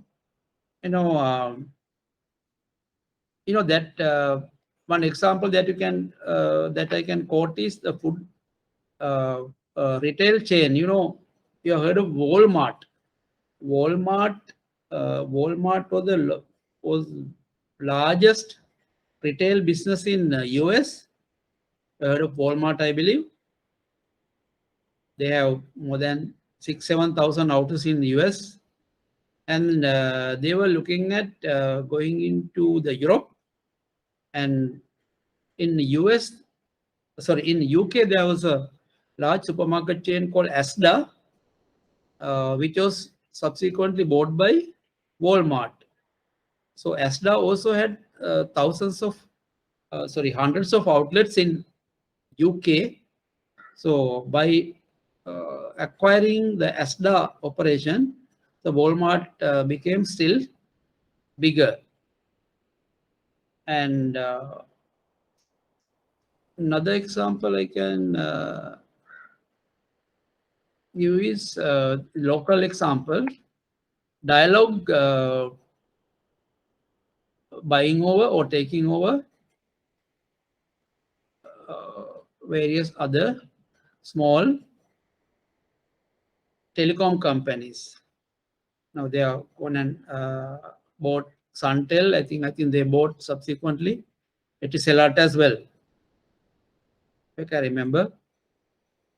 So this is it's called horizontal integration, and LOLC, another example. LOLC went and I said bought commercial leasing company. LOLC being one of the largest leasing company. They went and bought commercial leasing, which was owned by, which was earlier or previously Nations Leasing, right? And then they went and bought recently Commercial Credit and Finance. Under them, they have Trade Finance finance company, and so on. So in the recent past, there have been a lot of horizontal integrated strategies because under central bank consolidation plan, there will be a lot of horizontal integration taking place in the finance industries, particularly in the finance companies. So I'll give you some examples from industry next week to clarify you further on the horizontal integration. Another example from the industry, not banking, but to take tile industry, there will be a lot of horizontal integration happen previously. You know, Royal Ceramic, either owner of Lanka Tile, right? Sorry, actually Royal Ceramic owns Lanka Wall Tile, and Lanka Wall Tile owns Lanka Tiles. And also recently they bought, not recently, few years before, they bought Lanka Ceramic. Now with this, you know, the Rossell Group is counting for more than 70 to 80% of the Sri Lankan tile market. So it's a Dambika Perra's company. So Rossell owns Lanka Wall Tile, and Lanka Wall Tile owns Lanka Tiles, and also they have subsequently bought Lanka Ceramic, again a ceramic manufacturer, and also they had that time bought another aluminium fabricating company called Parquet Ceylon, Swiss Tech company, right? Now they have aluminium substantial stake in the aluminium manufacturing market as well. So basically, the Dhammika Perera group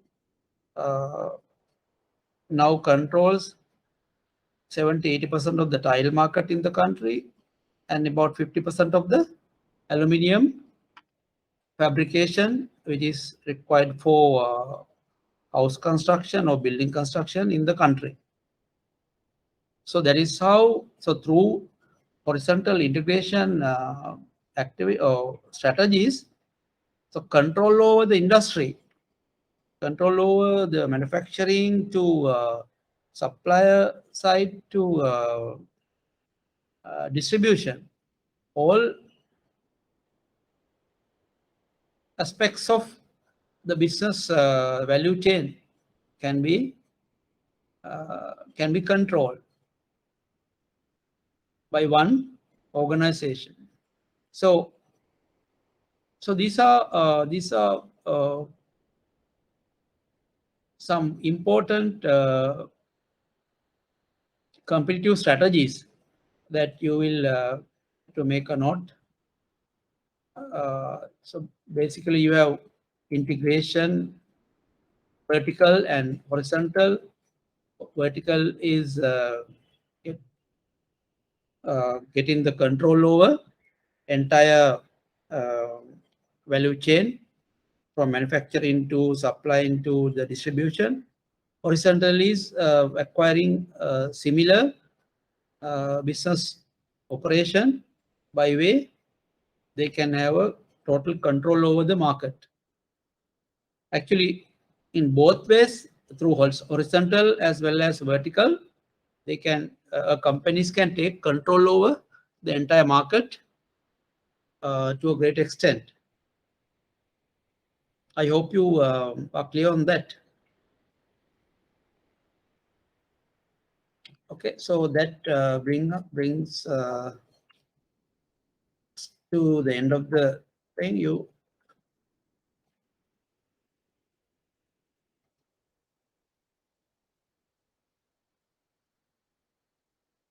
Right. Okay, so let's get to the next tute. Still, we are in the marketing management process.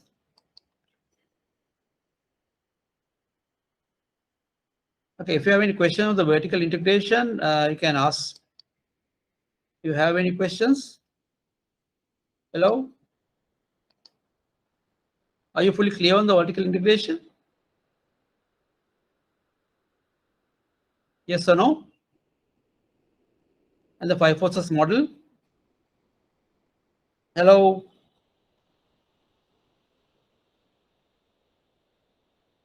Hello? Yes, sir. Yes, sir. Yeah. Are you okay with the explanation? Yeah. Right. So we'll get to the next.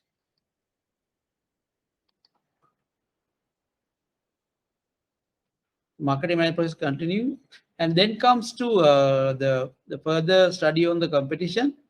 We call competitive analysis, the process of identifying key competitors, assessing their objectives, strategies, strengths and weaknesses, and reaction patterns, and selecting which competitors to attack or avoid.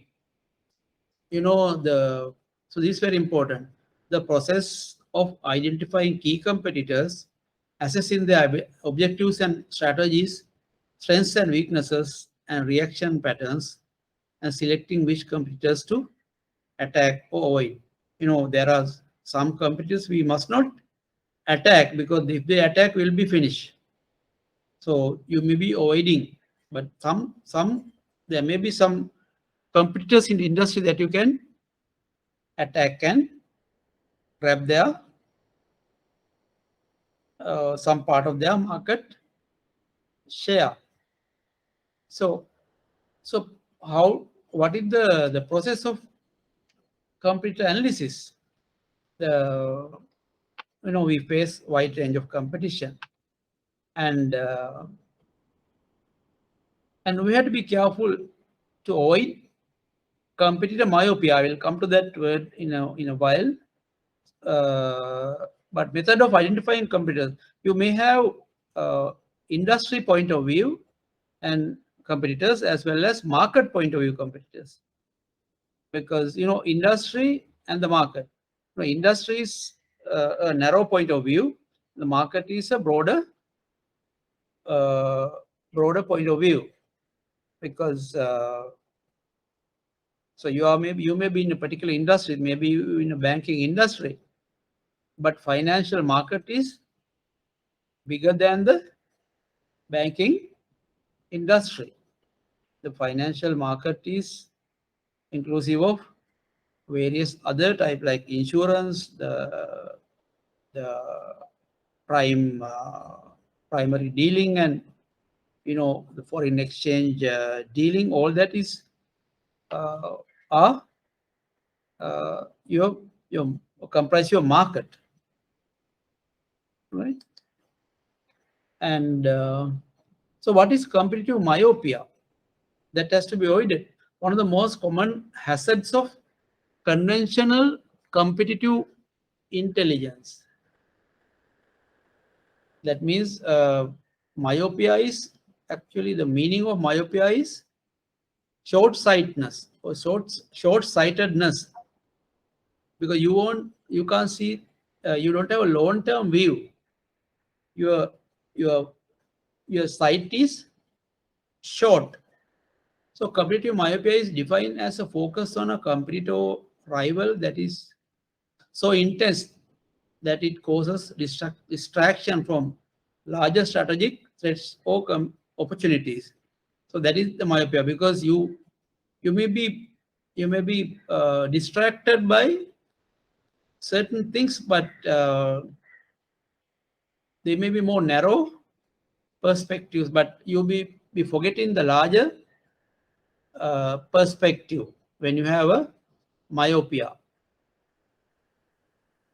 Competitive myopia results in a mindset that says, if we just manage to beat the other guy, we will do fine in our market. I don't have to overrun the bear, as goes the joke about the two men meeting the hungry bear in the woods. I just have to overrun you. You know what happened? That old story. One bear was chasing two men, and the joke is, now one man is thinking, if I overrun my friend will get caught to the bear, I will be saved. But that may be short-sighted. What will happen is, bear will kill your friend and gradually or later come in for you. So it is short-sightedness, which is called myopia. So you think just overpowering one competitor will take you to the top of the market. It might not happen. You have to look at the market, the industry in a broad way, in a more broader perspective, and see that. Now if you take take the banking industry. So if we think we beat another bank, then be fine. But it may not be fine, because there may be other players, other subordinate, various substitute products offered by different companies can grab you, or can be threat to your organization, right? Now you remember, now we never thought telecom company is going to have a challenge for banking. So what happened was, some telecom companies like Dialog, they are going into banking in trying to come in a bigger way, because with the telecommunication infrastructure, not only telecommunication, I hear even SLT Mobitel also are looking at providing some financial services or providing some payment solutions in a big way, and they will take share of the banking business as well with regard to financial solutions. So competitive myopia is about having a narrow perspective about your competition without having a broader long-term perspective of your competitors. Because suddenly you might not know there be some other competitor emerging. Now Coca-Cola don't accept Pepsi as their competitor, but now Coca-Cola is now thinking they are the biggest competitor is water. The water manufacturing companies, mineral water or drinking water, because end of the day, what does Coca-Cola, what solution or what need Coca-Cola satisfy? The thirsty. So thirsty can be satisfied by drinking good water. So Coca-Cola has to now compete not only with the soft drinks manufacturers. Now they think their biggest challenge is to compete with drinking water manufacturers, because both are fulfilling the need of satisfying thirsty. So it's a bigger non-myopic perspective that Coca-Cola has, because they think end of the day the water is going to compete with Coca-Cola or soft drinks. You understand that that's a broader perspective. And determining competitors' objectives, identifying competitors' strategies, strategic groups, assessing competitors' strengths and weaknesses. Not only you assess your own strengths and weaknesses, but also you try to assess the competitors.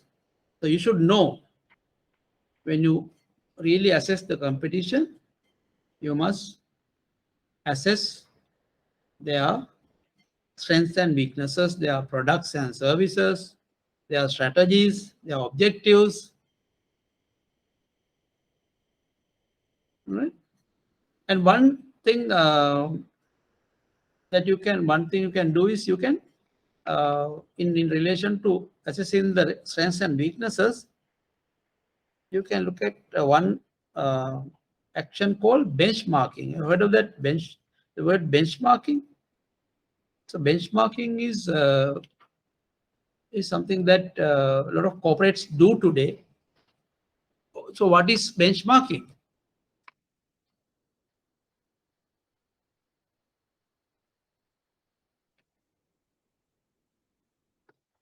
The process of comparing one's business processes and performance metrics to industry best or best practices from other industries. Dimensions typically measured are quality, time, and cost in the process of best practice benchmarking.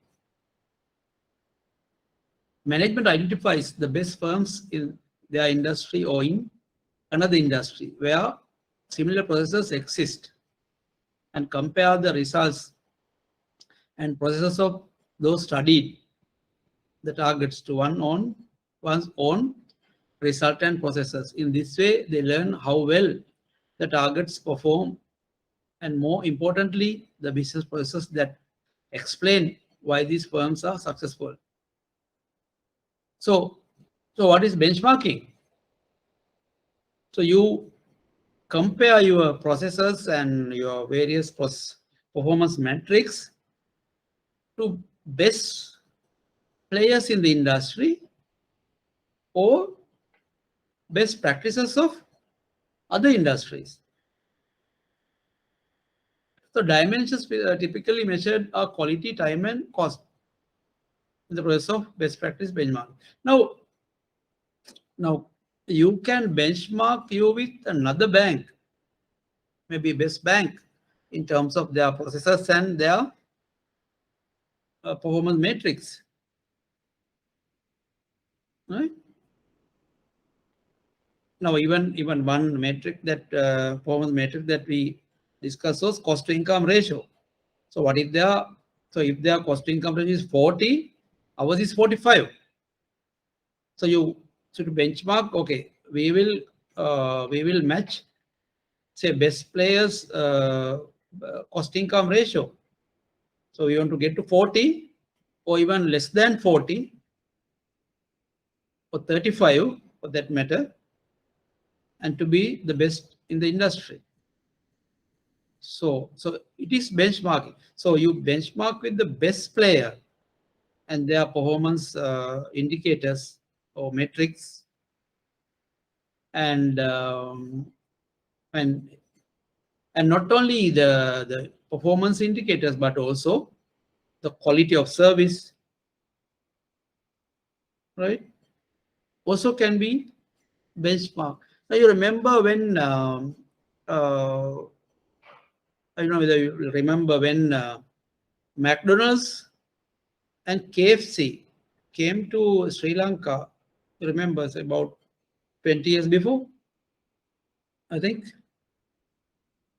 So the banks were comparing the McDonald's and KFC service as against the bank service. Because they learn a lot. The banks improved a lot by benchmarking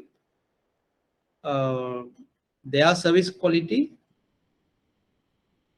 or basically benchmarking McDonald's and KFC service quality as against their service. So the banks wanted to provide a service quality that is similar to what McDonald's or KFC were offering. But so it doesn't have to be only the same industry. So there may be best practices from other industries as well. So as a result, even the customers, what happened was when McDonald's and KFC came into the picture, and customers were getting superior service from these companies, and so they were comparing that service with the banking or services given by the banks. So they felt the quality of service in banks are far below the standard of these multinational food giants or food chains. So banks will have to immediately take some corrective actions to ensure that they have a fairly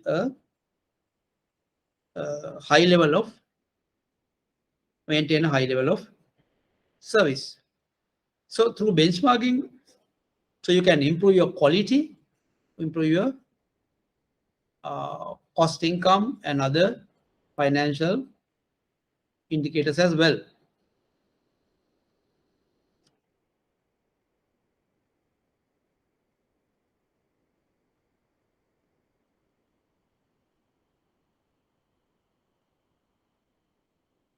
So the next comes the selecting competitors to attack or avoid. Strong or weak competitors, customer value analysis, close or distant competitors. Most companies compete against close competitors. Good or bad companies, the existence of competitors offer several strategic benefits. Strong or weak competitors, customer value. So selecting competitors to attack or avoid is maybe depending on each company's their decision.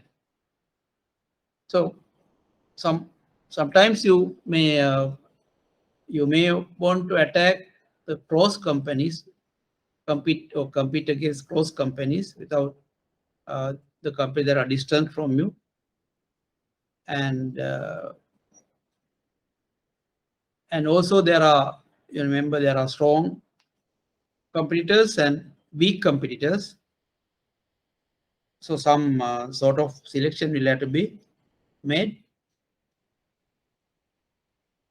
and this competitor analysis has to be a continuous process. So the designing a competitive intelligence system is therefore necessary. Now, CI is a competitive intelligence system. CI system identifies type of sources of competitive information, continuously collects information, checks reliability and validity of information, interprets and organizes information, distributes information to decision makers, and respond to queries.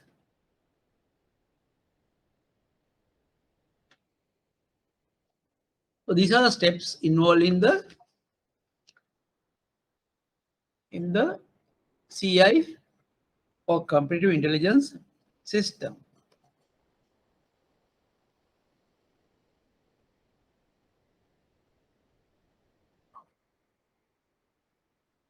competitive advantage.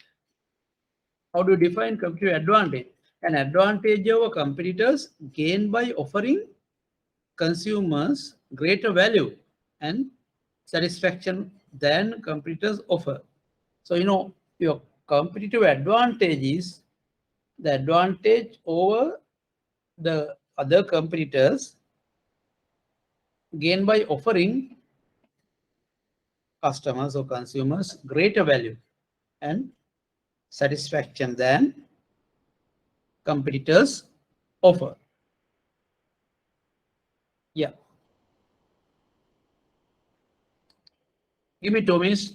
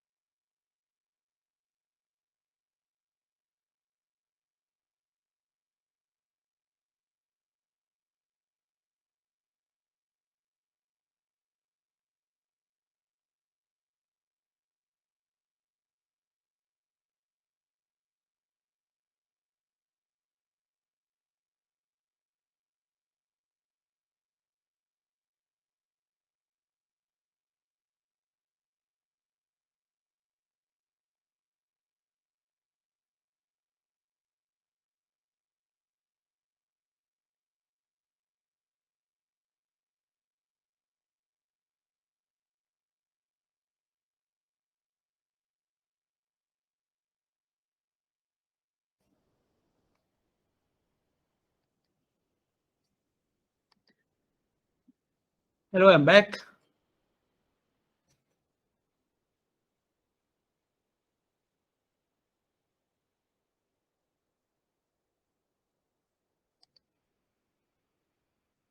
Yes. Okay. What I will, I have some videos to show you.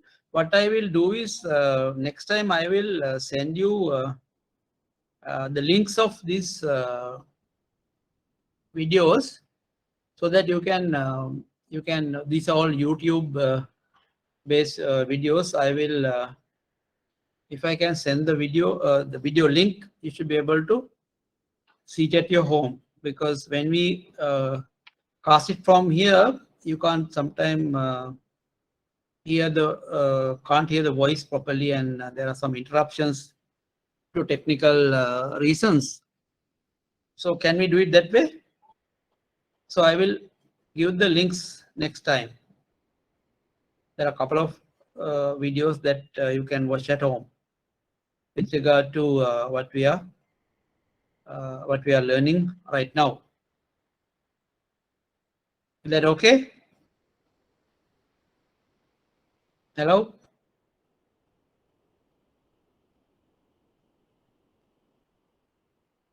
Can you hear me? Okay, thank you. Yes. So I'll share the links with you all. Have you all given your email address to Institute? Have you all given the email address? No? Yes or no? All right. So they must be having your email address also. Yeah. Through that only they are sending the tubes. No? Right.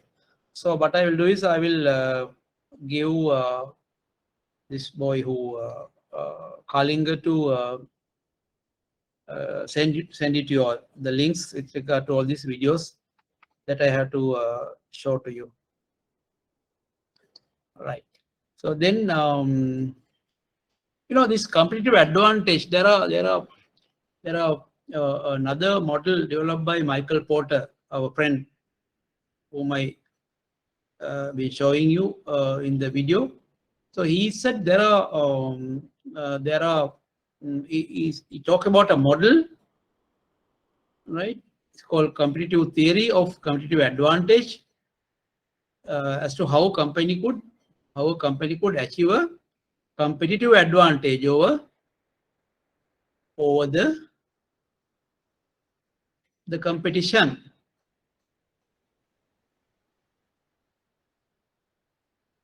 So so he said there are broadly three methods. One is the cost leadership and the differentiation. He said companies can achieve competitive advantage through cost leadership method, or differentiation, or focus method. But focus method he divided into two: the cost focus and differentiation focus. So he said the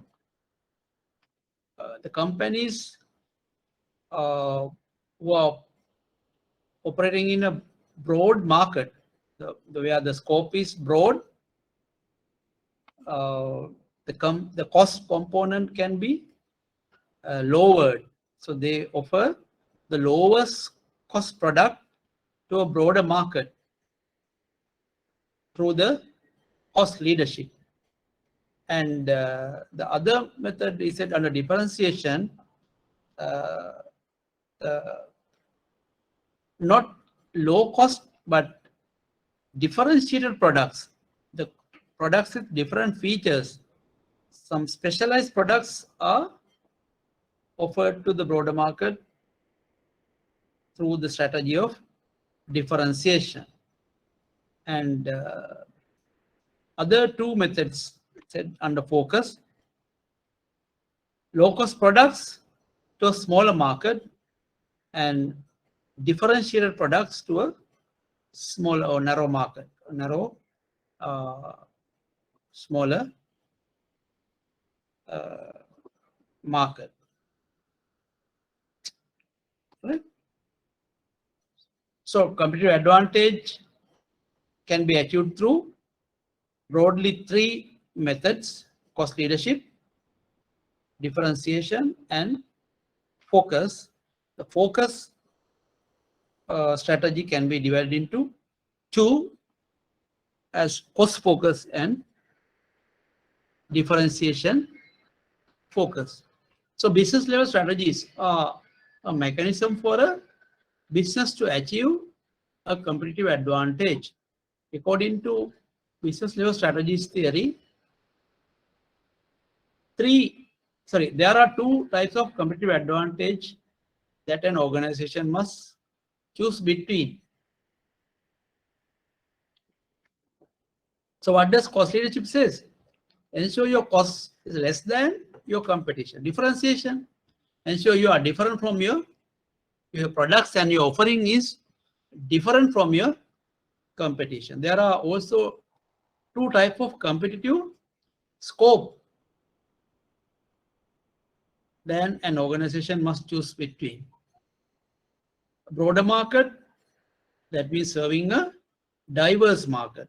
Narrow market is focusing on a niche market, that means a smaller market. Plotting of all the above factors onto a matrix gives us 5 generic business level strategies. Let's see what these are. Cost leadership, differentiation. Cost focus, differentiation focus. And another could be be in between all those, called integrated cost leadership, or differentiation. No one generic strategy is better than another. An organization can be successful using any strategy. You need to choose the right strategy for an organization. Choosing the right generic strategy will depend on both what your competitors are doing, the external environment, and also your strengths lie your core competitors. What is your core competitors? Competencies are mainly your strengths. So according to Porter, generic theories of competition, he said there's no recommended strategy for a specific company. Any company can use any of these strategies, and that should be right strategy for your company.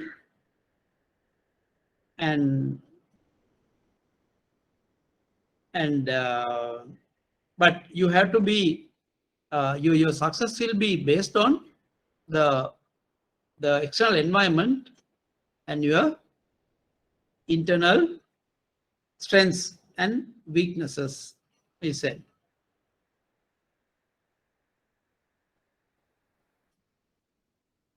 So let's see quickly how these strategies are carried out. The strategy is cost leadership is for organizations that want to compete for a broader customer base on price. A misconception about the strategy is that returns are lower. That is not the case. To maintain above average returns and provide the lowest cost, the organization must focus on internal efficiencies continually. Common mechanism to drive costs down include establishing right or rigid cost controls, building state-of-art facilities to produce at a scale at a low cost. To be effective, the strategy requires your product or service to be standardized. Defensive properties. Cost leadership can help defend your business against Porter's 5 forces. Cost leadership means you can still make a profit even after your competitors have competed away their profit. Supply side, cost leaders can absorb bigger cost increases before those costs to be passed on. Buyers in a competitive market, a powerful customers can force you to sell products at a lower price.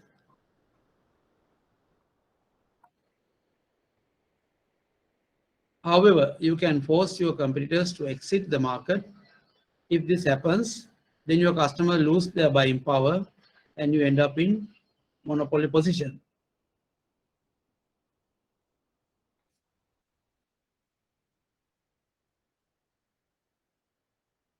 New entrants. By operating at scale and with a continuous focus on cost reduction, you create a barrier to new entrants. By selling the lowest cost, you can build loyal customers. Examples. Amazon is an example of a business using a cost leadership strategy. It focuses on attracting a large number of customers.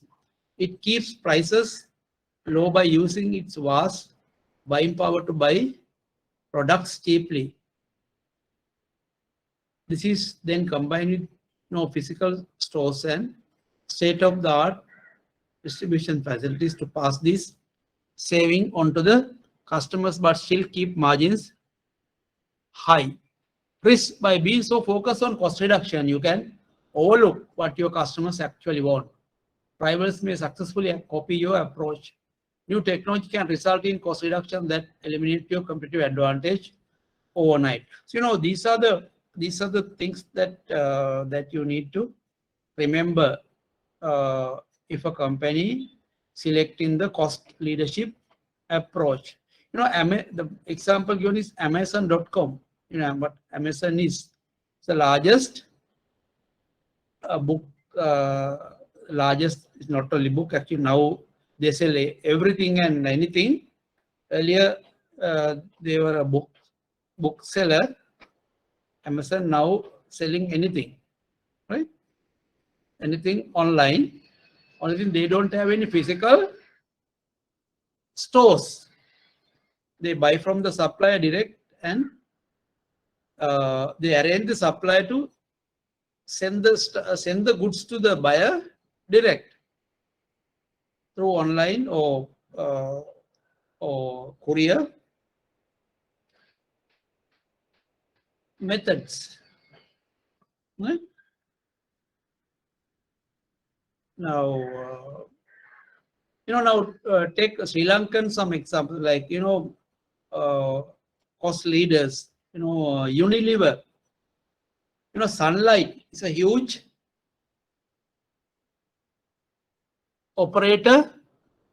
I think they use competitive advantage because their size is so much or such bigger. So Sunlight makes Lux, Sunlight makes Rexona, and even take the toothpaste market and some detergents. So they are, because of their size, one advantage the cost leaders have is the economies of scale. You know what is economies of scale? When you have bigger operations and big volumes, you can maintain your unit cost low than a small player. Say you are making millions and millions of Sunlight or Lux, your cost going to be smaller compared to a small soap manufacturer. And one advantage is when you are bigger, you can demand suppliers. You can dominate your suppliers because suppliers are bound to give you, because you are a much bigger buyer of material, right? And so those benefits can be passed on to your buyers, say the consumers, by offering a good product at a low price. So the advantage of being huge is you can achieve the economies of scale and pass on the cost benefits to your own customers or consumers to attract their confidence or win their confidence. So I would say, if you take the banking industry, the two big banks, Bank of Ceylon and People's Bank, can to a great extent be cost leaders because their volumes are much bigger. For example, from the total banking industry, I think about 60% is owned by two state banks. So BOC and People's Bank represent about 60% of the banking assets and liabilities in Sri Lanka. So they're huge. So they can always command and demand have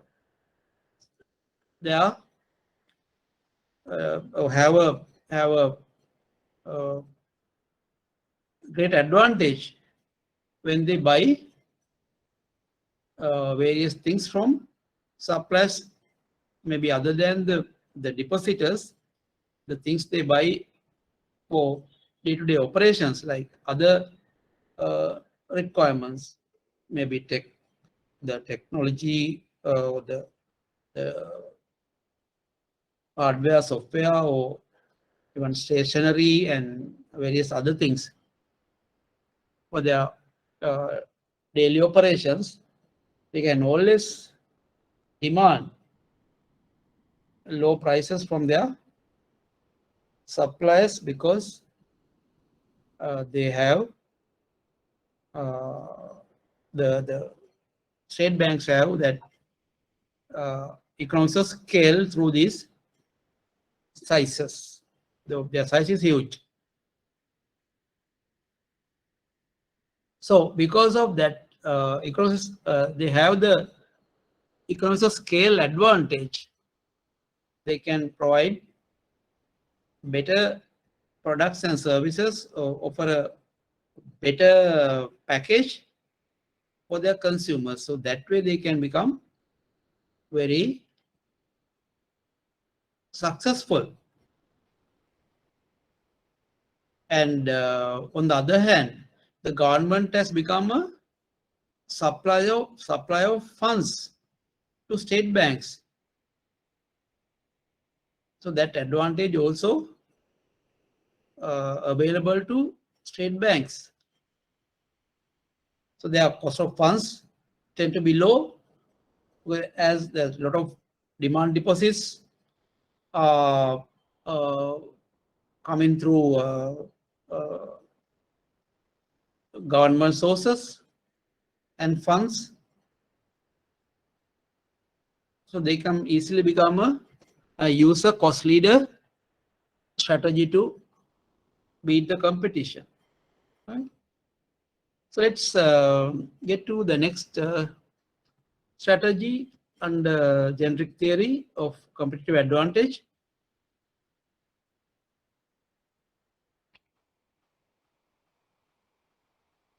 This where the company want a broad customer base based on their uniqueness.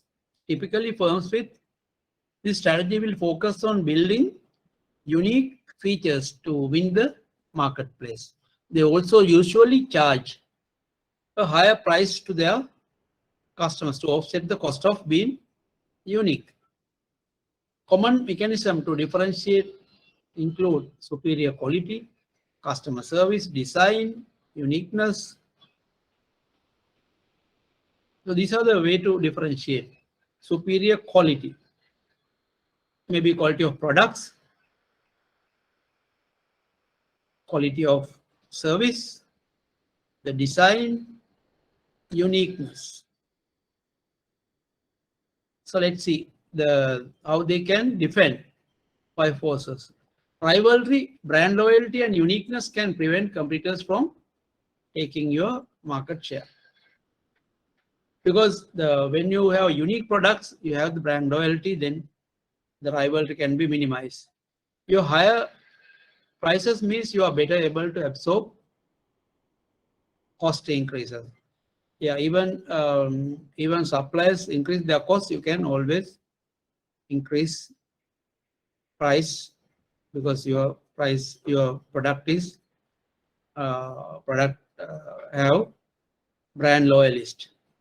Powerful buyers have limited scope to force price reductions because they can't get what you offer elsewhere.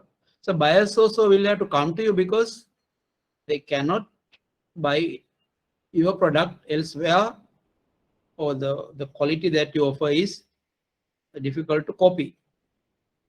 New entrants, broad loyalty, uniqueness stop customers from switching to new entrants. Brand loyalty and uniqueness prevents customers from switching to alternatives.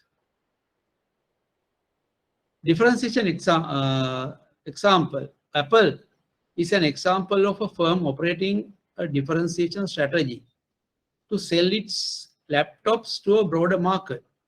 Their unique design and engineering allow them to stand out in the marketplace. This enables them not only to charge a premium price, but also to combat competition. That is, your customers might decide that your uniqueness is not worth your price. Competitors could imitate some of your unique features, causing you to lose some of your uniqueness. So these are the risks that you have. So hope you understand the differentiation strategy. So Apple is an example, especially Apple laptops, even Apple's iPhone, because they are providing some features that other handsets cannot offer, like safety features and some other functions. So they are unique. So differentiation is where you have brand loyalty and uniqueness. And another example that come to my mind is Gillette. Gillette razor still have a big market share. Why? Because Gillette is a lot of brand loyalists. Although there are many substitutes in the market or many competing products, so Gillette maintains the same level of growth, and they are competitive still because of the quality they have maintained, superior quality. So think of some examples that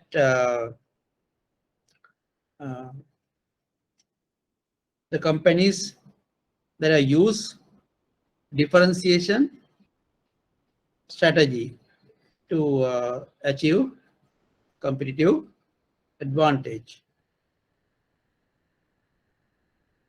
And the features of differentiation policy as well. So let's get to the next one, cost focus approach, or cost focus or focus cost leadership. This strategy compete on price but also stand out because they focus on serving a niche market. The previous cost leadership is you are offering your products to a broader market, but here you are offering products, low-cost products to a niche market. Common mechanism to adopt a focused cost leadership strategy include focusing on serving a small group of customers, understanding the needs of your smaller target market. You can uniquely cut costs to serve the needs of the market. Here you are small player, low cost, smaller market. Defensive properties. Focus cost leadership can help defend your business against Porter's 5 forces the same way that broad cost leadership can, the same way, because you have to be efficient, you have to be cost effective, so that you can pass part of your cost benefits to the customer. Example, Checkers is a US-based fast food company that operate in a drive-in only basis. Drive-in. It saves money versus its competitors because it doesn't offer customers anywhere to sit, and its buildings are cheaper to construct. Checkers targets the cheaper end of the market. However, despite this, Checkers can still achieve high margins because it has lower overheads. Checkers is a US-based food company. They are only drive-in. The people can drive in and buy. So no dining in. So customers don't have a place to sit and eat. So customers have to drive in and take and go. So that may be another way to. So think of some companies in Sri Lanka also who have used focus first approach. Your niche might be the risk. Niche might be targeted by broad market firms with more significant economies of scale. Yeah, some cost leaders might tap into your market. Your competitors might subdivide your niche into smaller niches. Yes. So then the focus differentiation strategy.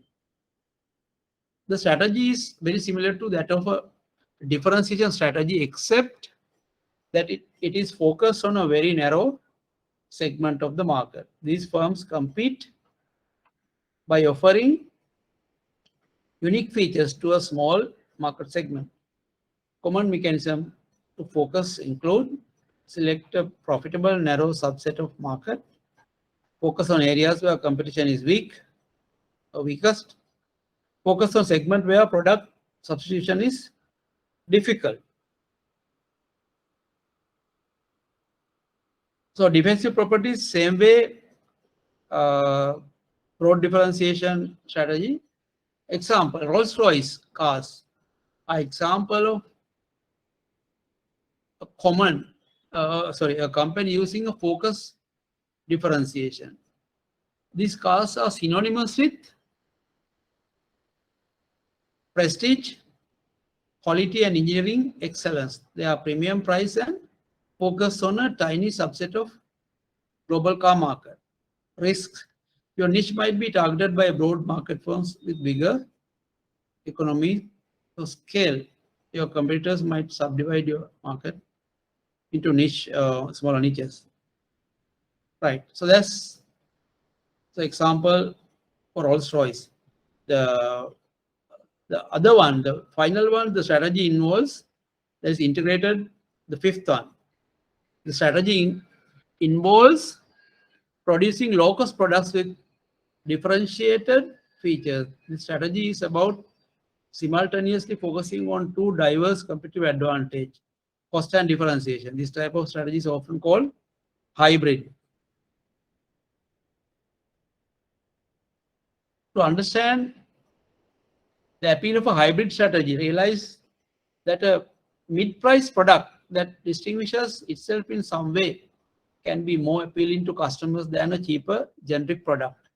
This can be high-risk strategy because you must invest in both reducing costs through automation and also invest in differentiating your product. Because here you are in the middle. You are to look at cost reduction as well as differentiation. Integrated cost leadership example. IKEA is a great example of a business with an integrated cost leadership and differentiation strategy. It sells unique products that you cannot get elsewhere. It invests in own designs to achieve this. It also sells its products at a low price. It invests in automation, logistics. You know, IKEA is a company that is I think a UK base, if I can remember. You know, they have unique customized products like even electronics, furniture, various household items they sell. So they use that integrated cost because they are moderately priced unique products.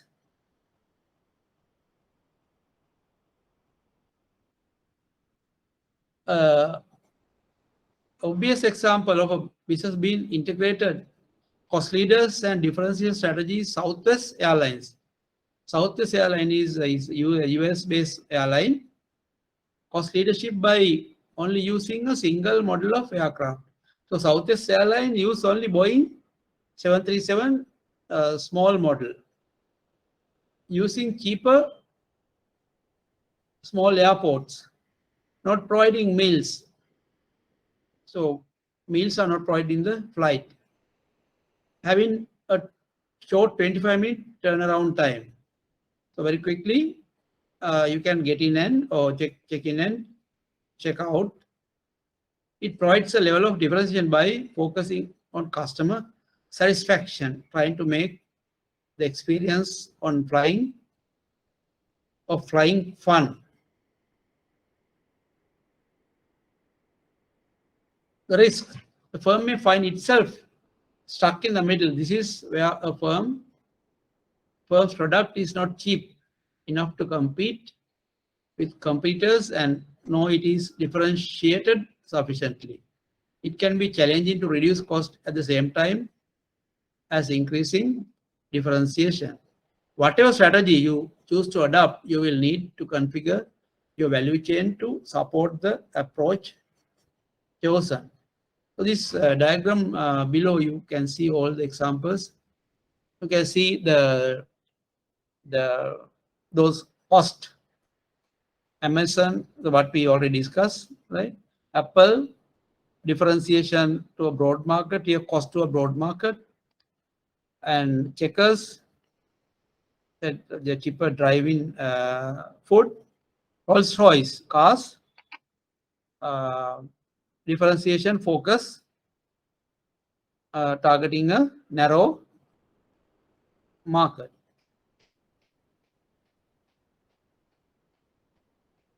So what we discussed was Porter's.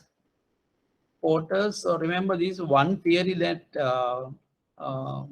that is again very well-known theory called generic theories of competitive advantage. Porter said there are three methods, or two methods rather, to achieve competitive advantage: cost leadership, differentiation, and focus approach. That the focus can be cost focus or differentiation focus.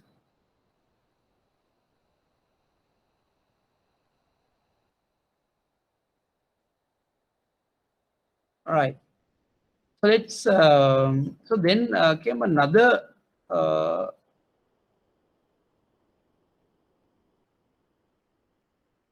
Another two people called Triche and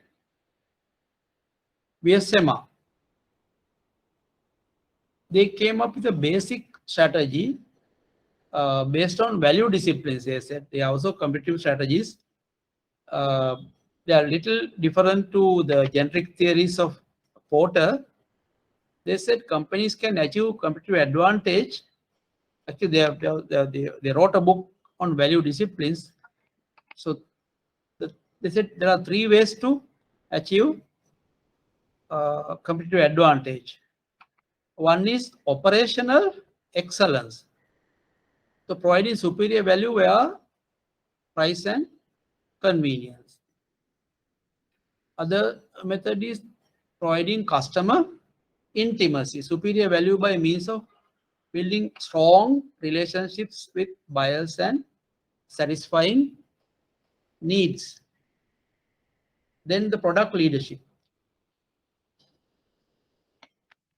Superior value via product innovation.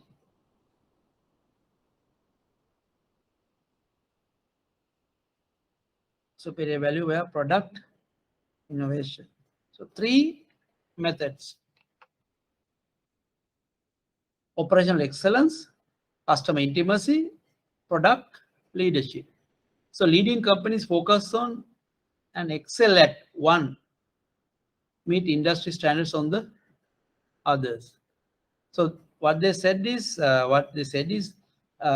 leading companies focus on and excel at one and meet industry standards on the other. So what they said was, you have to be excel in operational activities. Your operations should be excellent, operational processes, but same time you be in line with the industry in regard to this. Your customer service should be good and your customer relationship should be good.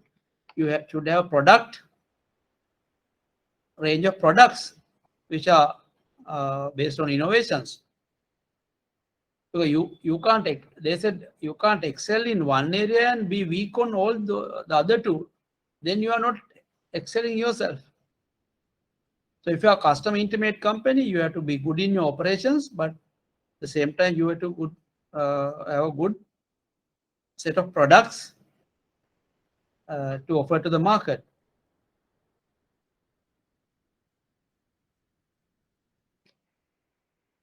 I hope you get that. So three options: operational excellence, customer intimacy, or product leadership. But so you excel in one and be in line with the industry on the other two.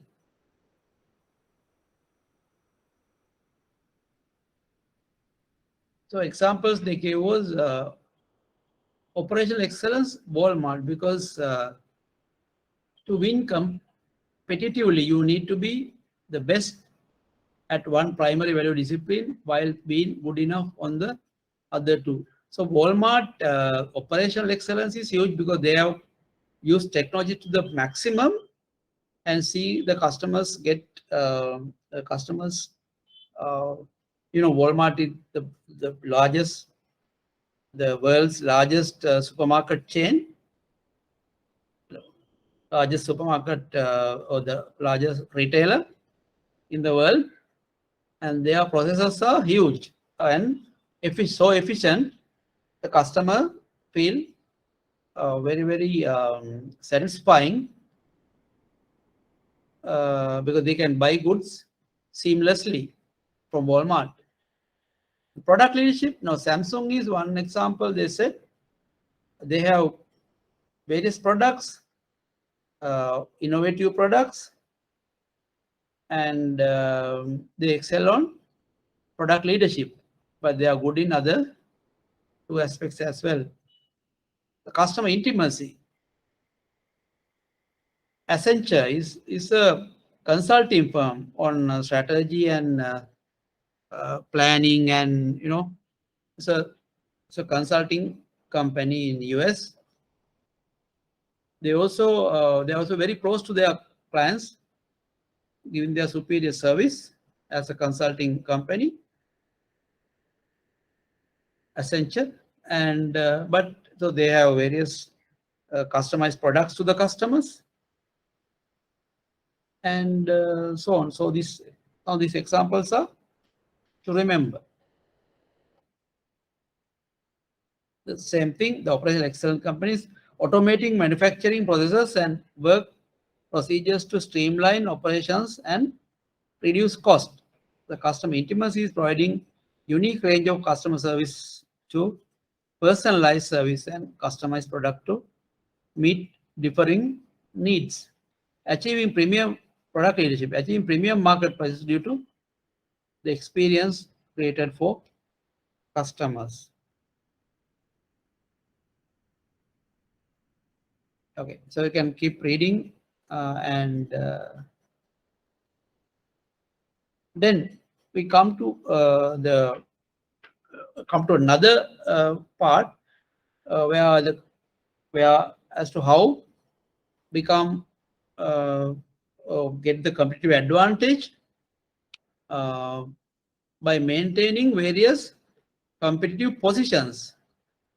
These positions you may have heard. So some companies maintain a position of market leader, and some are called market challengers, and some are called market followers, and some customers or companies are called market niches. Sorry, the companies, right? So companies can be therefore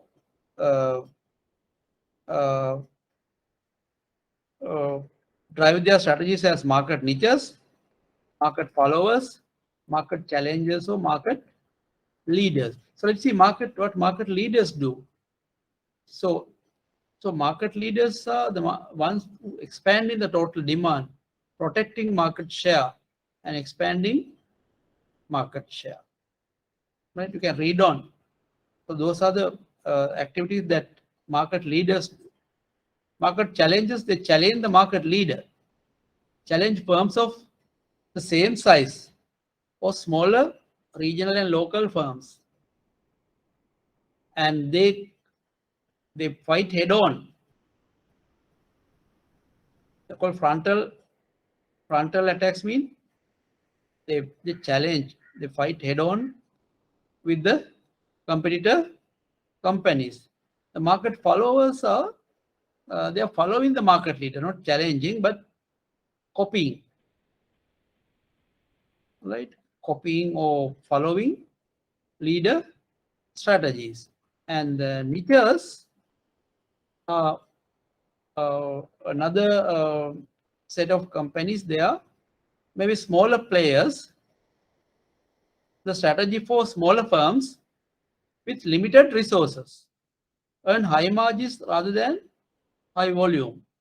Specialization is key.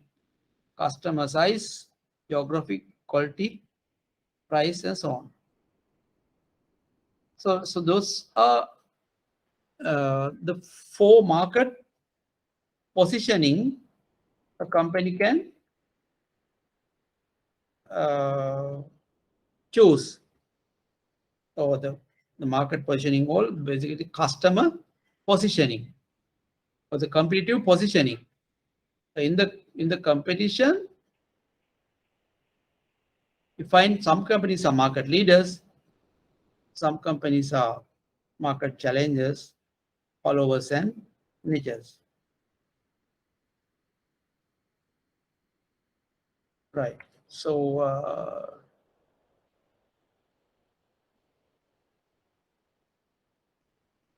okay, then comes to the next, the marketing strategy audit. So we'll stop at this point today. Is that okay? So we have a few minutes to go, but since we have done a lot of work today, I think we'll get to that the next part next week. So we'll stop the class at this point.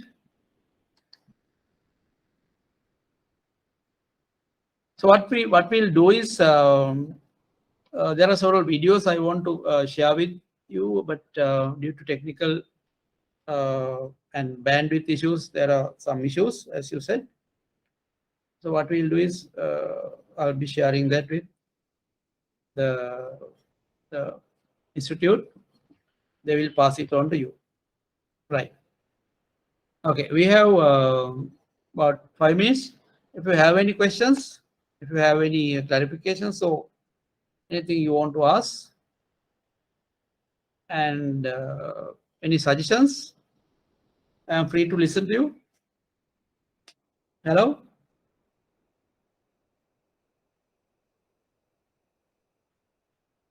Today we had a lot of stuff. Only thing that you need to do is go through the tutes number of times. And when I talk to you and explain, keep taking notes. Write it down in the tute itself or in a notebook, as I said. So each week we will be summarizing what was discussed last week or the previous week. That we'll continue to do.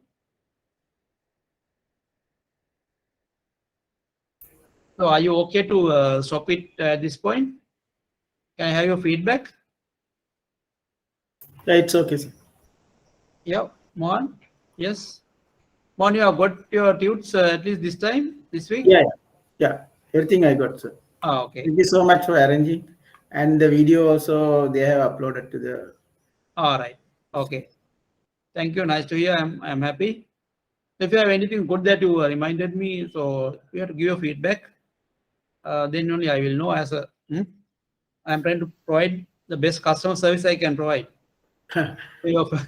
So your feedback is important. Otherwise, I won't know.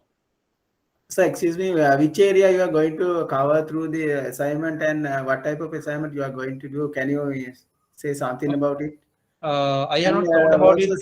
If you can give the assignment as early as possible, because with our duties, it is very hard to complete the assignment. If it is after closing the course, I mean, within the we are studying reading period, our studying period for the exam set. Right. Okay. I will try to give it as early as possible. You are becoming the spokesman for the group, I believe. You are the only one you are talking. What about others? You are the spokesman for your group, no? So I will definitely give it. I have not thought any topic up to now, Mohan. Hello, you can hear me? Yeah, yes, sir. Yeah, I have not thought about any topics as yet, but I will quickly do something and share it with you all. I understand you all are busy people, yes. So no issue, I will do that as quickly as possible. Give me 2-3 weeks, at least 2 weeks, to think of something. What is there any area that you are interested in doing? Because the assignment will be an interesting thing if you have interest also in that. I can do assignment in whatever area that if you want to. So last time it was on credit cards, if I can remember, credit cards and digital marketing, Facebook, those things we are tested already. Is there any area that you that you like assignment coming from, so that you can do some work and can study on that topic? You understand what I'm saying? Other than my selection of a topic, why don't you all give me some topics so that I can do the assignment in such a way that you will also learn something out of it, and you have interest on that also. I can give any assignment, but is there any area that you like to be tested or like to study more? Is there anything? Or you can think of and tell me next week. Right, sir. Right? You understand what I say? No, what I'm saying. If you all now, this assignment is a I think 30 marks assignment, isn't it? 30, Yes, sir, 30 marks. 30 marks out of 100. So do that with interview. Last time I saw some assignments are very weak. It was on digital. I must tell you, there were some assignments. Some people have handwritten. Can you imagine? Bank postgraduate level assignments are handwritten. So that shows the attitude or the interest. So I don't think any bank person or banking person, there's no banking person who cannot do a project and provide a printed document. Can you imagine? Right? That's the Yes. level of people. I got I think 1 or 2 handwritten assignments.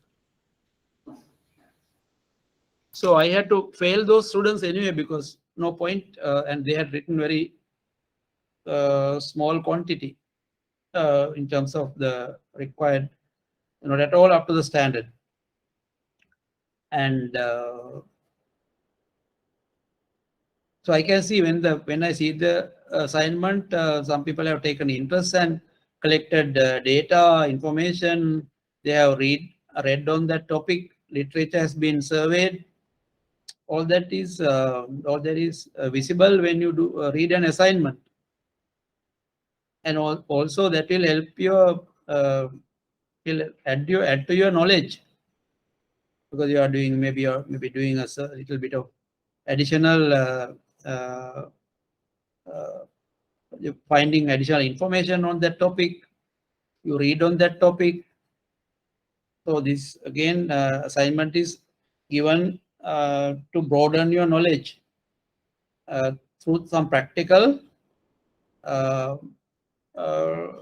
work, the field work. Therefore, if you all have any topic, you can suggest 1 or 2 areas. I can then look at giving assignment on those. So come up with some ideas to have next week. Thereafter, I'll decide on which area the assignment is going to be done. Okay, is that okay? Okay, sir. Right. Then we'll call it a day. Thank you. Thank you, sir.